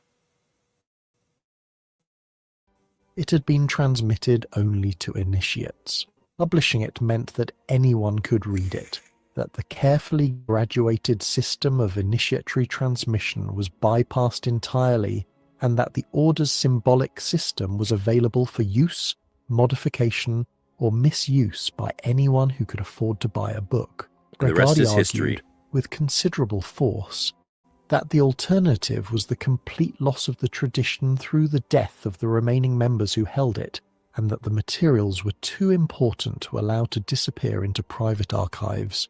Whether he was right is a question. It's not that he was right. He subsequent knew that was a lie. Regarding knew that was a lie even when he said it, because he knew that the New Zealand temple was still going strong and their American temples kept going strong. I've met modern successor adepts from the American temples that are alive and well today. So that they didn't die out in America, didn't die out in New Zealand. Rigardi actually wrote to the New Zealand temple and wanted to become their secretary. They rejected him, and that's probably why he started making up lies, because he was butthurt about being rejected as secretary. But why would they have him be secretary when he had just joined this English temple, and then stolen and published their documents? Well, he didn't steal them, but he published them, even though there was no need to, and he fabricated the reason to need to do that, and that's well been documented.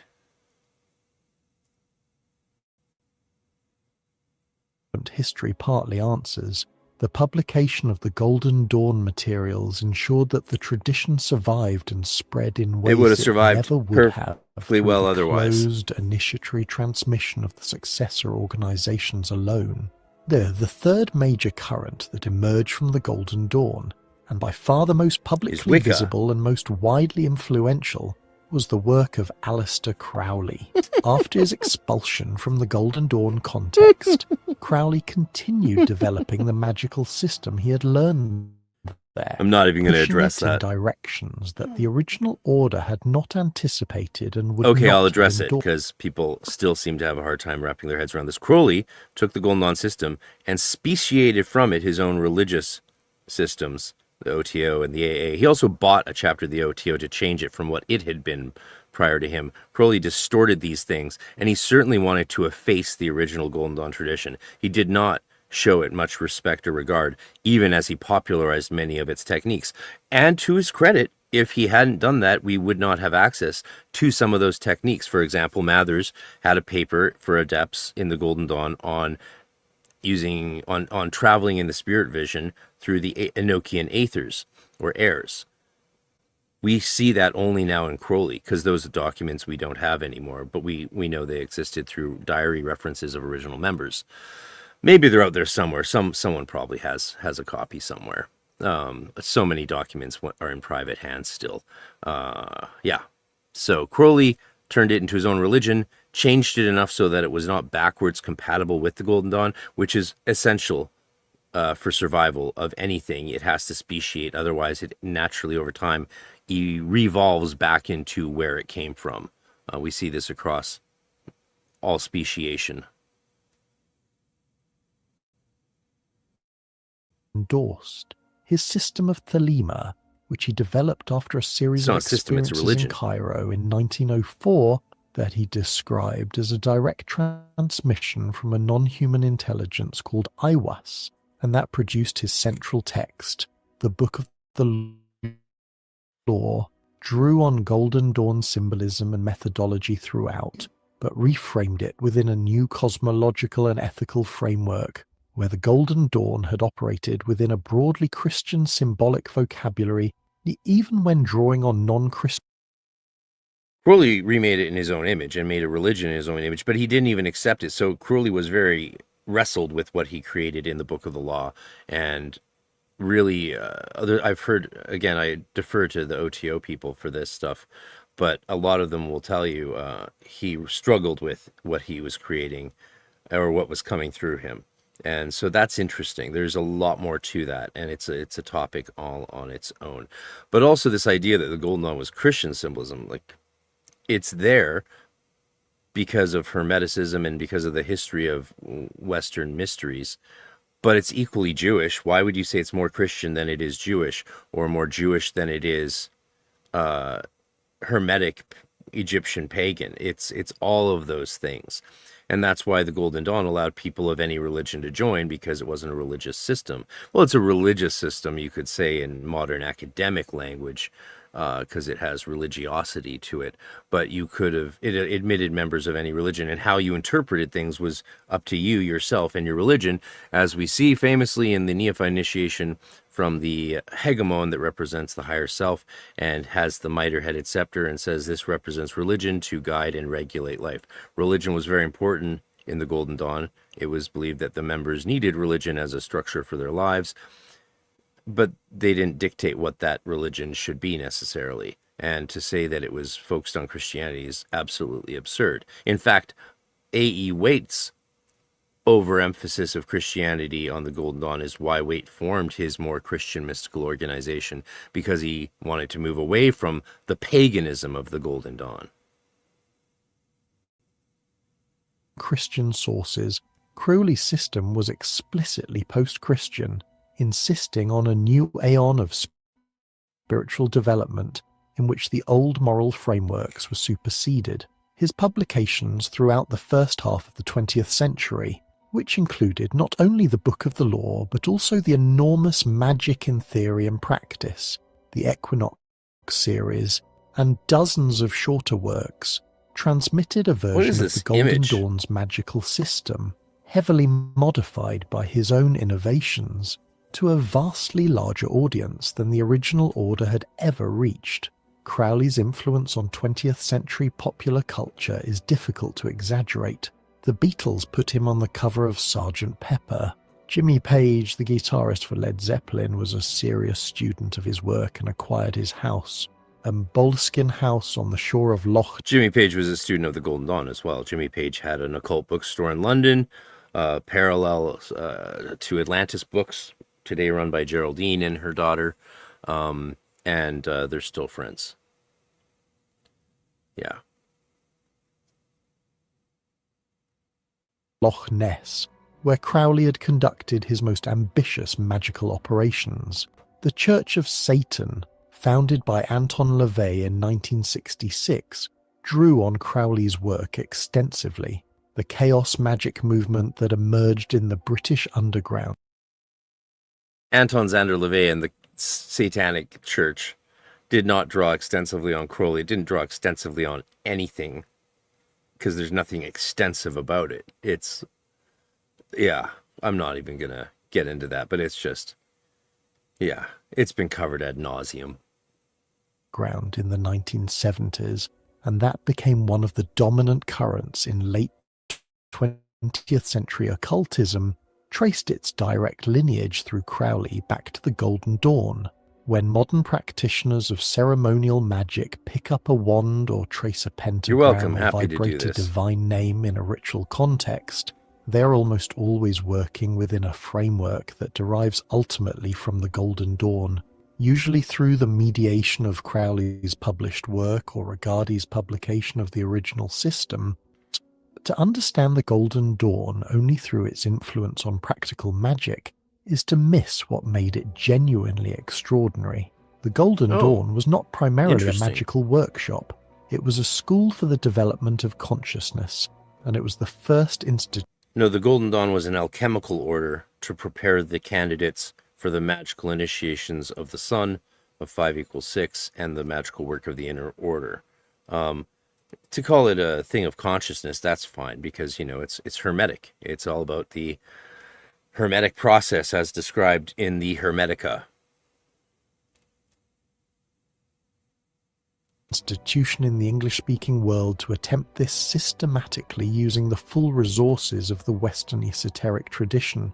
The magical techniques it taught were in this framework not ends in themselves, but instruments for the development of specific qualities of perception, will, imagination, and understanding. The goal was not power in the ordinary sense, but what the... See, skipping over the fact entirely that the Golden Dawn system leads you to the inner order, where you then learn Solomonic magic and evocation magic through the Zed documents, and then you learn to actually summon spirits, right? So that's not about consciousness. That's about you being able to summon spirits to physical manifestation. I'm just going to gloss over that massive aspect of the Golden Dawn. Okay. Everyone does. The order called knowledge and conversation of the Holy Guardian Angel, Bonds, a phrase borrowed from a medieval grimoire called the Book of... There is no reference to the Holy Guardian Angel anywhere in any Golden Dawn material. That's something Crowley introduced later. However, it is the case that Mathers is the one who translated the French Abramelin text, and then Golden Dawn people would do that often in the grade of 6=5 when they get into goetic evocation and goetic work if they did it all. A lot of Golden Dawn adepts would focus on Enochian or astrology or other aspects of magic. You can't do it all. You can't master any of it really, but you can master a little bit of it, but not all of it. So yeah, the Abramelin thing, grimoire, was important to some Golden Dawn people, but it's essentially a union. Well, I'm not going to actually get into that because there's good points on both sides of those debates. But yeah, this is not the case. This is something you can always tell someone with a thelemic background or influence when they talk about the HGA or Holy Guardian Angel in the context of the Golden Dawn, because it doesn't exist in the context of the Golden Dawn.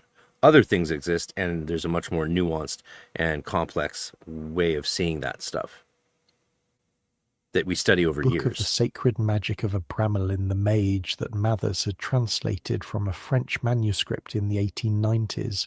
The Holy Guardian Angel was the term the Golden Dawn used for the individual's higher self. Not true. The deepest and most authentic dimension of personal identity. So not only did the Golden Dawn not use the term Holy Guardian Angel ever, and you can tell when there's a thelemic influence usually because people do start using that. And it's like, well, that's mostly coming from thelema. Or maybe some groups just like the Abramelin technique, and that's fine. So, but it certainly wasn't a form of the higher self. It's a Holy Guardian Angel. It's an angel other than your nous or holy daimon, your higher self. Often, usually in the GD, called higher genius, and genius is just Latin for spirit, genius. The part of the person that was in direct contact with the divine. The entire magical curriculum of the order was understood as preparation for this encounter, a systematic training of the imagination, the will, and the moral character that would eventually make the practitioner capable of sustaining the overwhelming intensity of direct knowledge of their own deepest nature. This framework, whatever one thinks of its supernatural claims, describes something recognizable in psychology. There's nothing about that is supernatural. There's no what? Why is that supernatural? These things are all quite clearly in the Hermetica part of nature. Absolutely. Part of creation.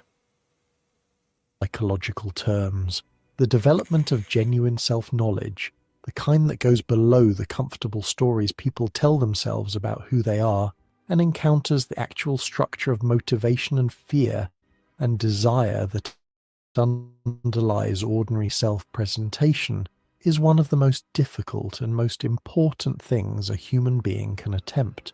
The Golden Dawn system approached this goal through an elaborate symbolic technology, using ritual, meditation, visualization, and the systematic study of correspondences to build a flexible and powerful... No mention of the invocations of spirits, gods, angels, spiritual creatures, any of that. Just new ageifying it right out the gate. Just wiping out all the actual magic that the Golden Dawn was involved in and that the system's based on.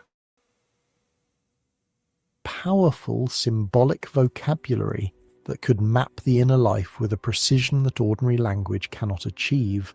Carl Jung, who was working during the same period and drawing on some of the same sources, arrived at similar conclusions through the completely different methodology of clinical psychology, that the human psyche has a structure that can be mapped, that the symbols of mythology and religion are projections of that structure onto the outer world, and that genuine psychological development requires a conscious engagement with the depths of the self that most people never undertake. Jung never joined the Golden Dawn, and appears to have had no direct contact with its membership, but the parallels between his system and the Golden Dawn's framework are striking enough that they have been noticed by scholars in both traditions, and they point to something real.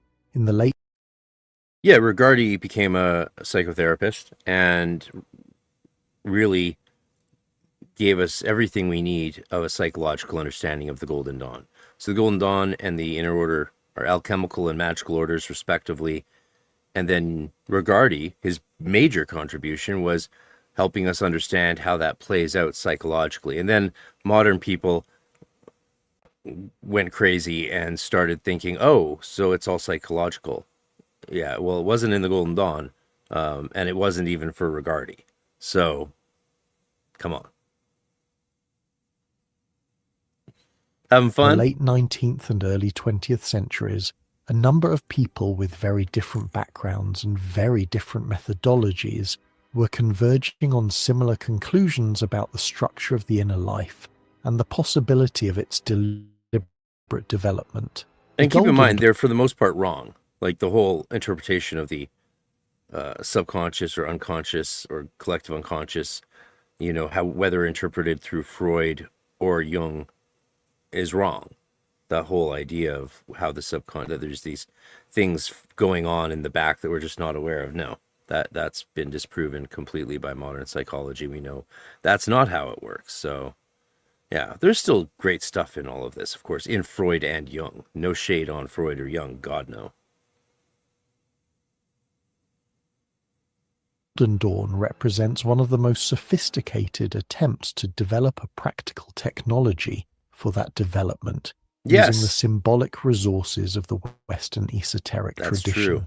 Mathers died in Paris in 1918 during the influenza pandemic that killed more people than the First World War. His death was not widely reported outside occult circles, and even within those circles it occasioned more controversy than grief, since Crowley had claimed for years to be conducting magical warfare against him, and the timing provided ammunition for both sides. The London Successor. I never heard that Crowley was claiming to be attacking Mathers magically that whole time. If so, that means that Crowley was an even bigger piece of shit than I realized. Again, I appreciate his good aspects, but I mean,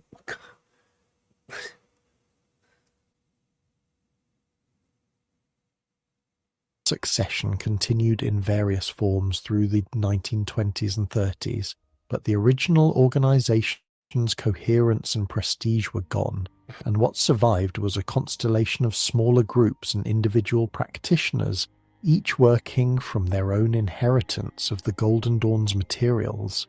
The publication of Regardi's 4-volume edition. Yeah, so this guy is unaware of the sort of Golden Dawn, Golden Age that was going on in New Zealand this whole time, and the temples in America that still were perpetuating the system in America, just not as publicly and not as because they were the temples and groups often go dark, as we call it, just to focus on the work, and because they got to a point with Mathers where he was selling grades, and Moina was doing that too, giving people high grades for money. And so no wonder a lot of those groups would want to go dark, and the high quality adepts would take their students and just go into private teaching or just go dark and be quiet about it. And that's why we still have adepts from that American and New Zealand tradition today alive and well in an unbroken succession to the original Golden Dawn.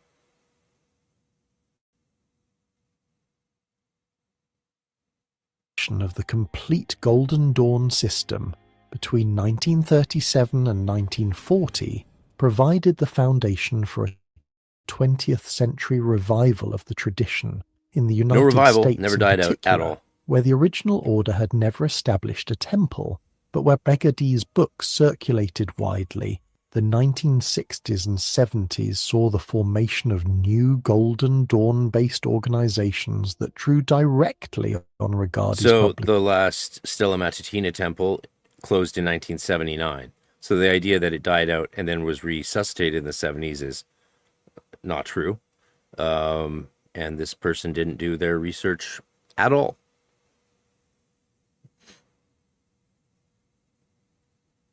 Publication, and that operated for the first time completely outside the lineage of initiatory transmission from the original order.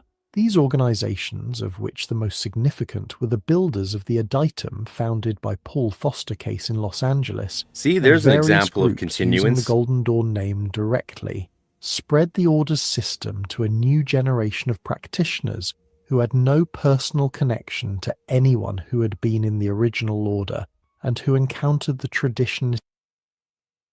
So Boda transmitted the Golden Dawn system in its own form to new students who had no connection to the original Golden Dawn initiates. But that's self-contradictory because Boda was founded by original Golden Dawn initiates, such as Paul Foster Case. So that's just self-contradictory, bad logic there. Yeah. And Boda is a perfectly valid continuance of the Golden Dawn tradition from the original order to modern times. What's the problem, people? I mean, they got rid of the Enochian because Paul Foster Case had his strengths, but had many, many weaknesses. And let's not even talk about some of his social views, which would really turn off a lot of modern people. Entirely through published materials. This development, which might seem to dilute or degrade. Yeah, so not entirely through published materials, because it was the oral tradition was alive and well through the people who founded Boda and continued to pass that on. Paul Foster Case to his proteges, like Jason Lauderhand, who then trained Arissa Victor, who then I worked with in California up until COVID. Like, these traditions and lineages and oral teachings, they are too prevalent to die out.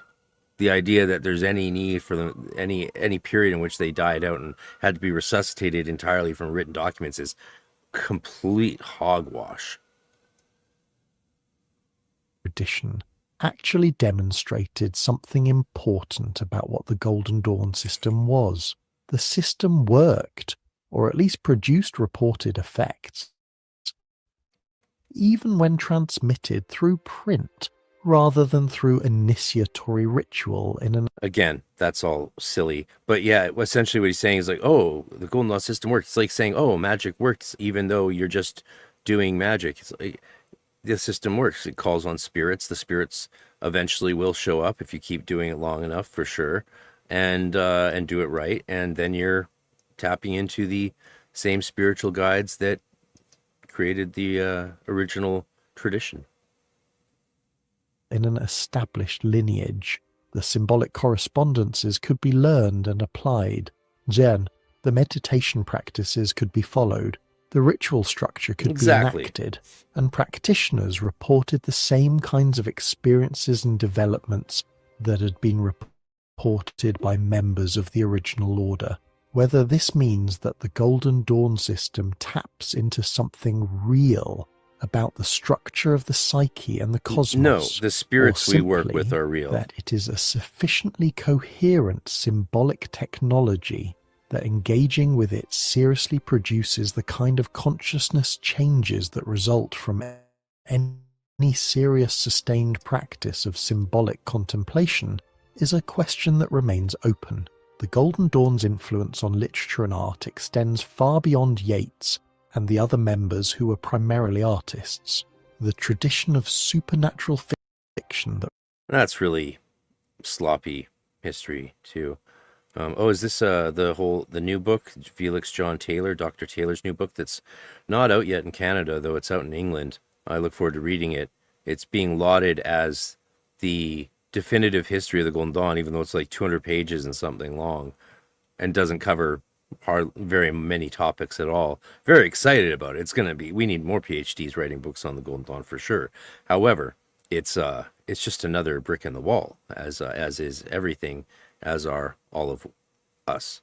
That runs from Arthur Machen and Algernon Blackwood through M.R. James, H.P. Lovecraft, and eventually to the entire genre of contemporary fantasy and horror, draws on a conception of the invisible as genuinely threatening and genuinely real that the Golden Dawn helped establish in the British imagination. Lovecraft was not a Golden Dawn member, and appears to have been personally hostile to the occult, but the architecture of his Cthulhu mythos, with its higher dimensional entities accessing the ordinary world through specific ritual conditions, is structurally very similar to the Golden Dawn's model of how contact with forces... Yeah, Lovecraft did not like the occult and was quite afraid of this stuff. That's why he wrote the books he wrote. ...beyond the ordinary world is possible. The difference is that for the Golden Dawn, careful preparation and proper procedure made such contact beneficial and transformative. For Lovecraft, it destroyed the person who attempted it. Both are, in their different ways, taking seriously the same fundamental claim that the ordinary world is underlaid by forces of overwhelming power, and that the human being who encounters those forces without adequate preparation will not survive the encounter intact. The Golden Dawn also established, largely through the influence of its membership on publishing and intellectual circles, the template for what a serious occult organization should look like that has dominated the... And yeah, I wouldn't give all that credit to the Golden Dawn. Officers with specific symbolic functions, a curriculum that builds systematically from foundational concepts to advanced practice, an inner and outer order structure separating the introductory and the advanced work, the requirement of genuine study rather than merely ceremonial participation, and the insistence that the work be taken seriously as a genuine path of development rather than as a social club with theatrical entertainments. All of these features of the Golden Dawn became standard in the occult organizations that followed it, from Crowley's AA, the Argentium Astrum, to Dion Fortune's Fraternity of the Inner Light, to the dozens of Golden Dawn revival organizations active today. Fails to mention Wicca, which came directly out of the Golden Dawn and uses Golden Dawn formulas and is based on the Golden Dawn. So he missed a big one there. The Golden Dawn is both history and living practice. The original organization dissolved in the early 1900s, and Successors has continued in unbroken institutional form to the present. Which is but not true. The original Not true. order developed is more widely practiced today than at any point since the order's And peak that's also years, not true. because It's the Stella Matutina that's more widely practiced today than the original Golden Dawn. It's only recently that the original Golden Dawn material has been being put out by Golden Dawn adepts, so that we can actually use, so that most people can actually use, well, anyone can actually then use the original Golden Dawn material. That's very, very recent development. That's still in progress. And yeah, because Regardi published the Stella Matutina documents, not the Golden Dawn documents.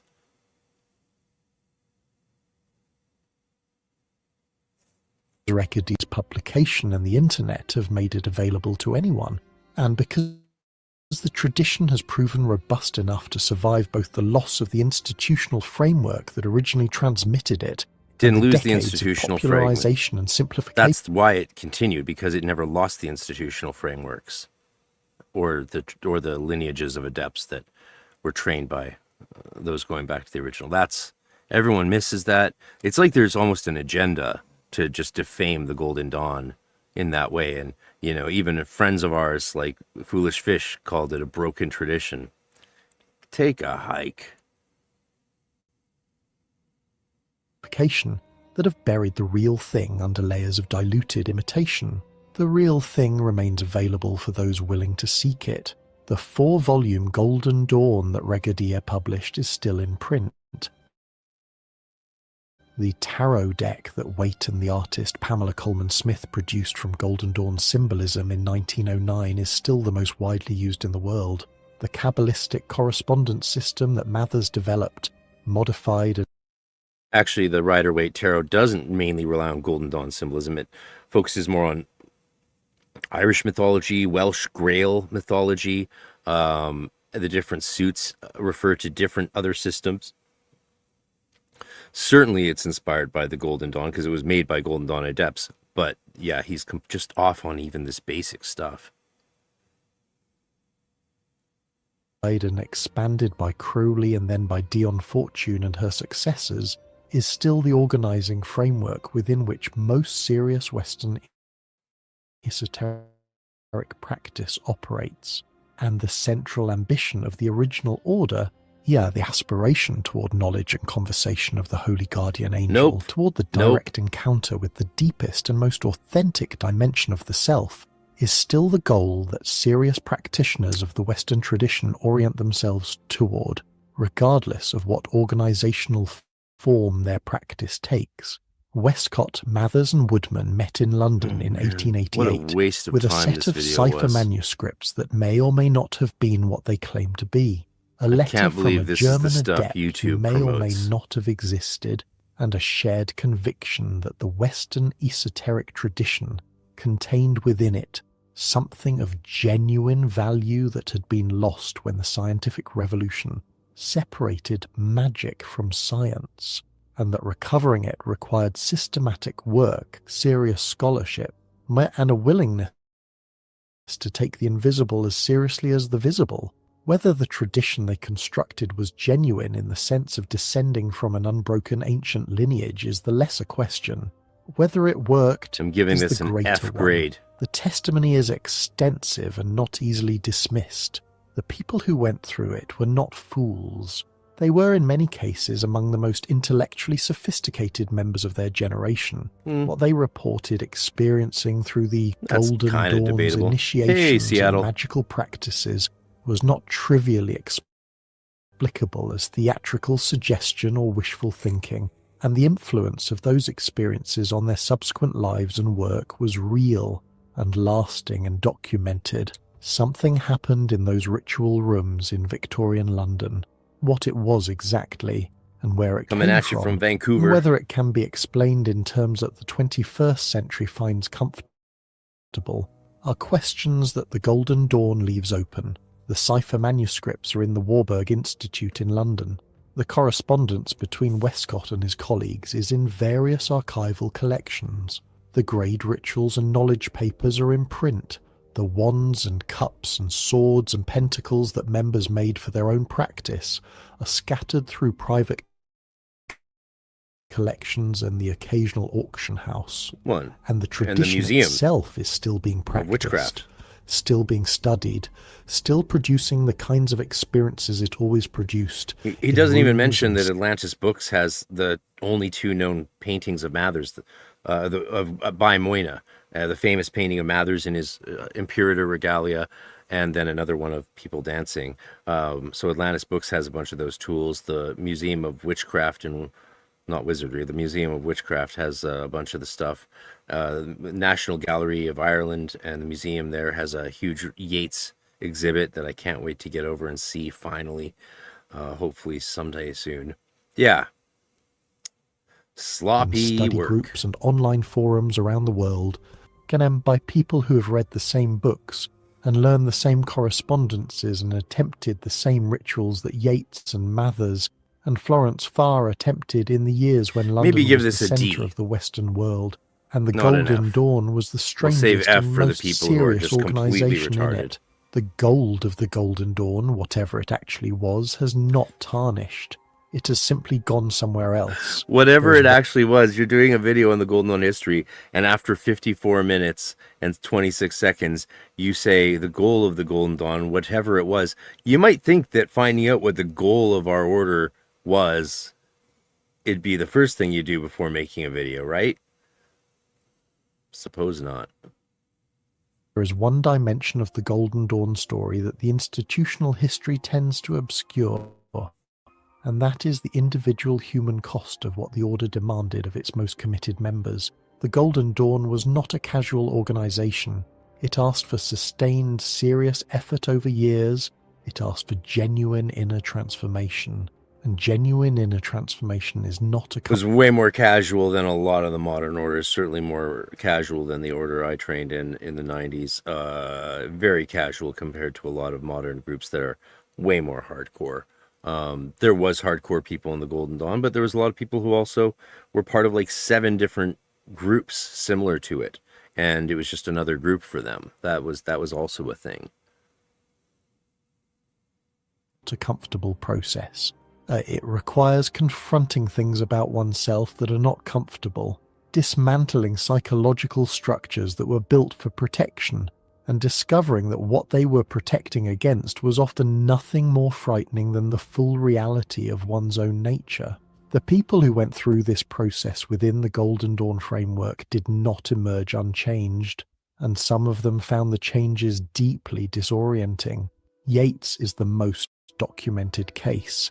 His engagement with the Golden Dawn ran in parallel with his development as a poet and with his decades-long passion for Maud Gonne, who refused to marry him repeatedly and who seemed to him to embody in her physical person the same mysterious and overwhelming quality that the Golden Dawn's magical work was aimed at accessing in the structure of the cosmos.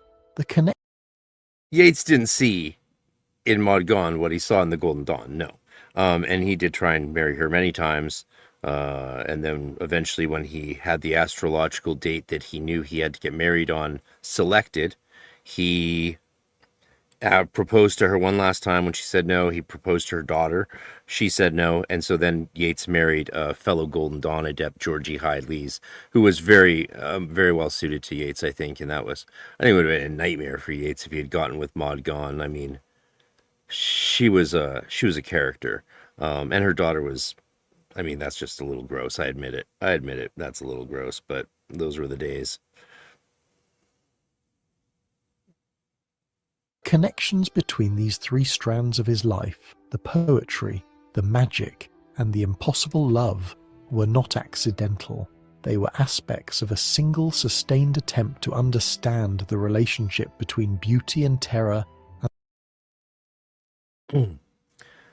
I did my training after 8 years of yoga, growing up as a kid in a Maharishi family. I did a neophyte in Vancouver here at Temple Tahuti and became an adept here, initiating down in a temple in LA, and then eventually became the chief adept here in Vancouver at the temple, imperator of the temple, and chief of the temples in Canada. And then I closed it all down 2004 so I could finish my Master's of Divinity at seminary and go off and do my PhD in esotericism with Dr. Nicholas Goodrick Clark in University of Exeter in England. Of course, then I joined an Irish band and didn't really finish the PhD. So that was my initial magical training. And it's gone through many different forms since then. And I still train Golden Dawn students today. Go to goldendawninitiation.com if you want to work with me. I have room for like 3 more students at present time. And it's a lot of work, so be prepared. Yeah, I had a great experience. I was super lucky. We had a full-time temple, over 100 members, crazy active, classes every night of the week, open 24/7. Members could come use the temple at any hour of the day or night. It was amazing. It was on a whole other level than the original orders could have even conceived of, what we did in Vancouver. And the divine. And the Golden Dawn gave him a symbolic vocabulary precise enough to articulate that attempt very lucky. With the clarity his greatest poems achieve, when he writes about gyres and faces of the moon, and the antithetical and primary tinctures in A Vision. He is using the conceptual language of the Golden. Oh, 4.7, great. 4.7's a great grade. It's an intense grade. Are you with the I wonder who you're with. I could guess, but maybe I shouldn't. Maybe you're with Laura Jennings, Ra Harakti. Maybe with Frater IA, who broke off of the GD Universum or Fellowship. Maybe you're with Damien. It could be with Damien.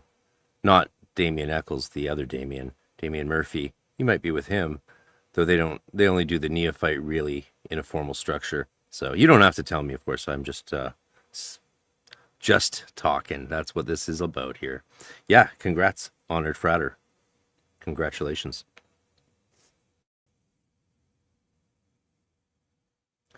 There's so much GD art, and the guy just uses these weird images. Why not use all the cool Golden Dawn art? Describe a theory DM of me. history and consciousness. Oh, with DM. Damien Murphy. Grew directly Cool. from his I love magical Damien. practice.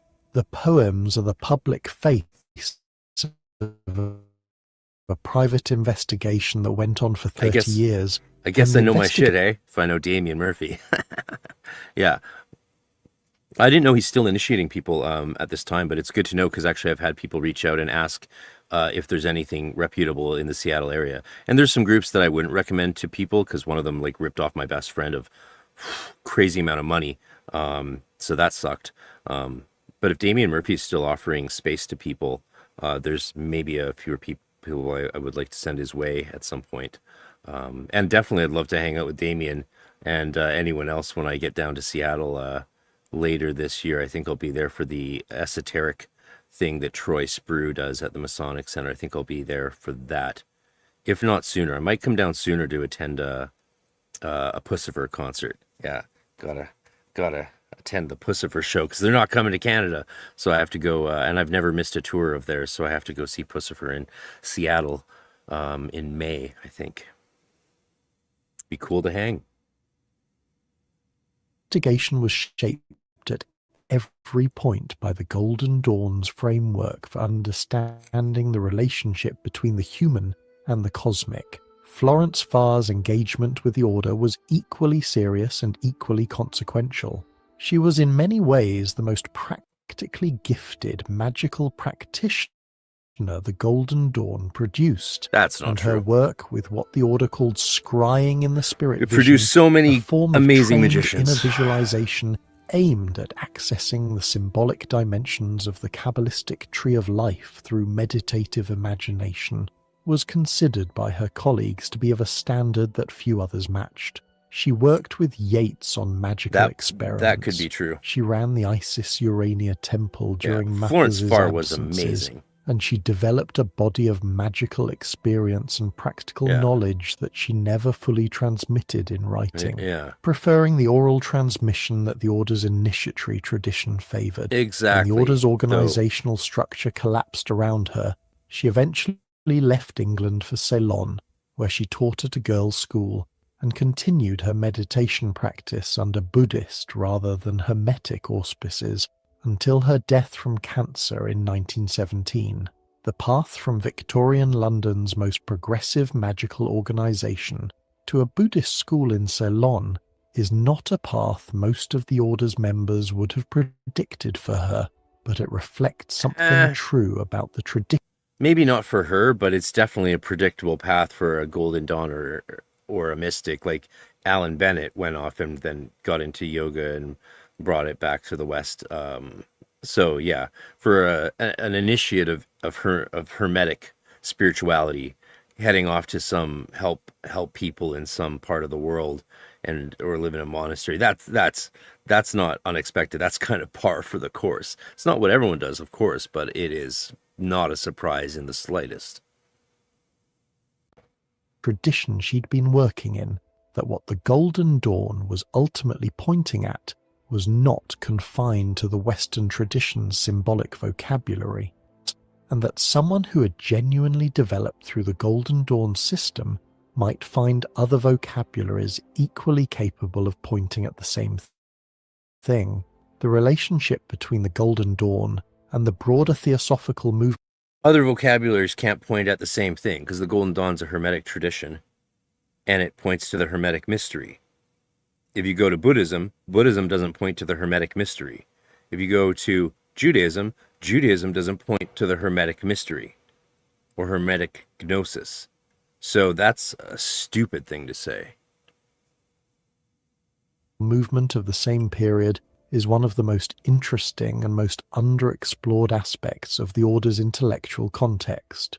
The Theosophical Society, founded in New York in 1875 by Helena Petrovna Blavatsky and Henry Steele Olcott, was in many ways the Golden Dawn's sister organization, operating in the same cultural space, drawing on some of the... They had like an agreement, very well publicized, to not be hostile, but they weren't sister organizations. They just, if you want an antecedent order to the Golden Dawn, most of the Golden Dawn people were drawn out of Masonry or Theosophy or the arts or intellectual culture, of course. But if you want a preceding order to the Golden Dawn, it would be the SRIA, Societas Rosicruciana Anglia, or Anna Kingsford's Hermetic Society. That was really what it would have been. If Anna Kingsford hadn't died tragically so young, things would have looked very different. She probably would have been a part of the Golden Dawn and stuff like that. So, so that's not true again. Of the same sources and attempting a similar synthesis of Eastern and Western esoteric traditions. But the two organizations had profoundly different orientations. Yeah, that's he just jumped the shark right there, or spilled his own. Theosophy was about bringing in Eastern systems of thought and then remaking them in Blavatsky's own image, and maybe synthesizing them to some extent with the West, but I don't see much evidence that Blavatsky had any familiarity, hardly at all, with Western traditions and mysticism. It doesn't seem like that to me. I mean, cursory knowledge, sure. In-depth knowledge, not at all. And they certainly, therefore, I wouldn't say she was trying to unite Eastern and Western mysteries. The Golden Dawn certainly wasn't trying to unite Eastern. It was trying to help bring back to the common person mysteries of the West, shall we say, but primarily Hermetic mysteries and the traditions that were consumed in the development of Hermeticism, which was Renaissance Hermetism. Theosophy was public, evangelistic, and organized around the dissemination of a comprehensive cosmological and spiritual doctrine to as wide an audience as possible. The Golden Dawn was private, initiatory, and organized around the development of individual magical practitioners through a graduated curriculum of increasing sophistication and difficulty. Correct. Theosophy asked its members to believe a specific set of teachings. The Golden Dawn asked its members to work a specific practice and develop through direct experience what they were prepared to verify for themselves. Many of the Golden Dawn's founding members had connections to Theosophy or had passed through the Theosophical movement on their way to the order. Mathers was familiar with Blavatsky's work. Westcott had Theosophical connections.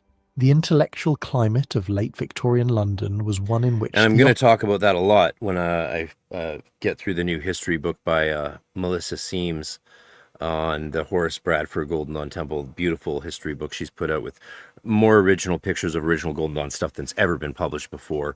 And we're going to get into all the different theosophical and theosophical subgroups that members were in and all the drama between them all. That'll be fun. So stay tuned for my next podcast, episode 120, wink, wink, with Melissa Seams. I just got to finish the last part of that book and we'll get on with that.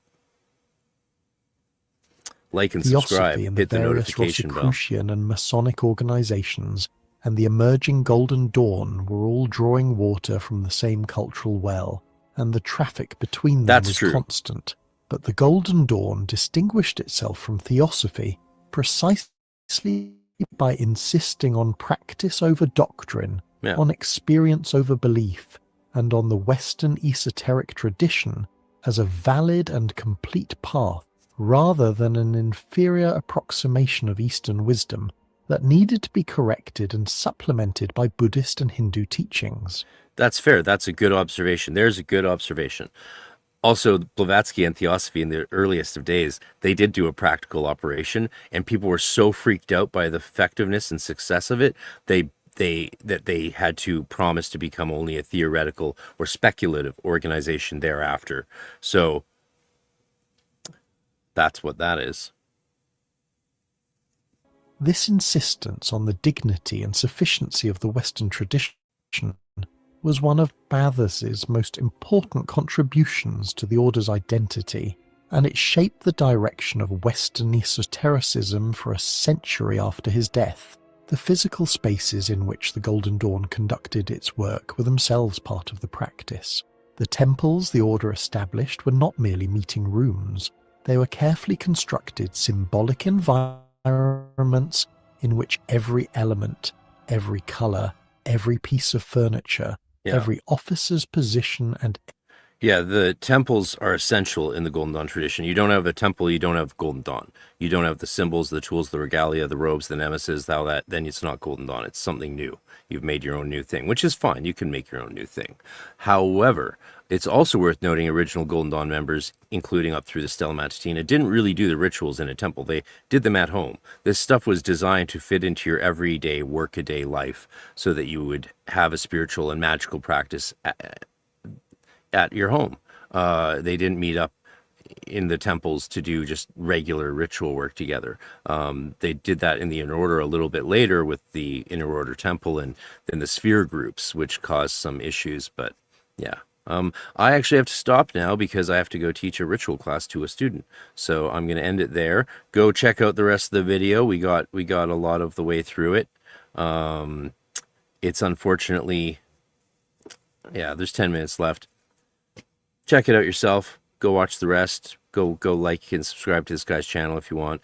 Doesn't need help though, because the algorithm is promoting this kind of nonsense like crazy and shadow banning and suppressing the rest of us who talk about real magic and know what we're talking about. So that is unfortunate. Very sad. Very sad indeed. But such is life. What are you going to do about it? Not much you can do. It'll all be AI slop eventually, and real people will not be necessary anymore. And you want me to do more of this, please send super chats or do a tip jar under the video. There's a little, you can, corner of the thing, you can do a little tip. I'm happy to start doing this a lot more often if people want to give me some support. So please do that, or become a channel member. And yeah, I appreciate everyone being here and hanging out with me this morning. It's a lovely, beautiful, sunny, cold day in Vancouver, Canada. And this was fun. This was my first time trying to do anything like this. And I hope that the stream is okay. We don't have really good quality internet here in Canada for whatever reason.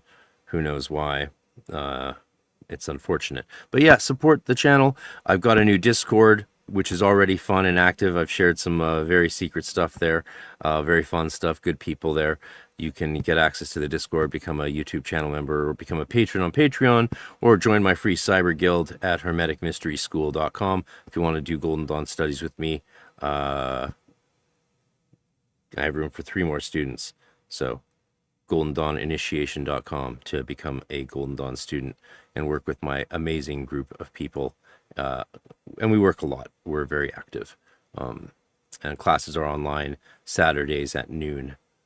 3 Saturdays, first 3 Saturdays of the month. And it's intense and awesome. So that's what I'm up to. Have a great day. I wish everyone the best. Light in extension. Ding, ding, ding. Ding, ding, ding. Be you still.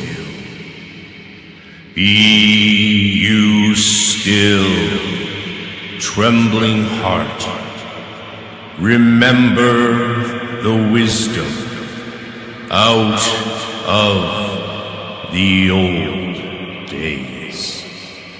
Him who trembles before the flame and the flood, and the winds that blow through the starry ways. Let the starry winds and the flame and the flood cover over and hide, for he has no part with the lonely, majestical multitude.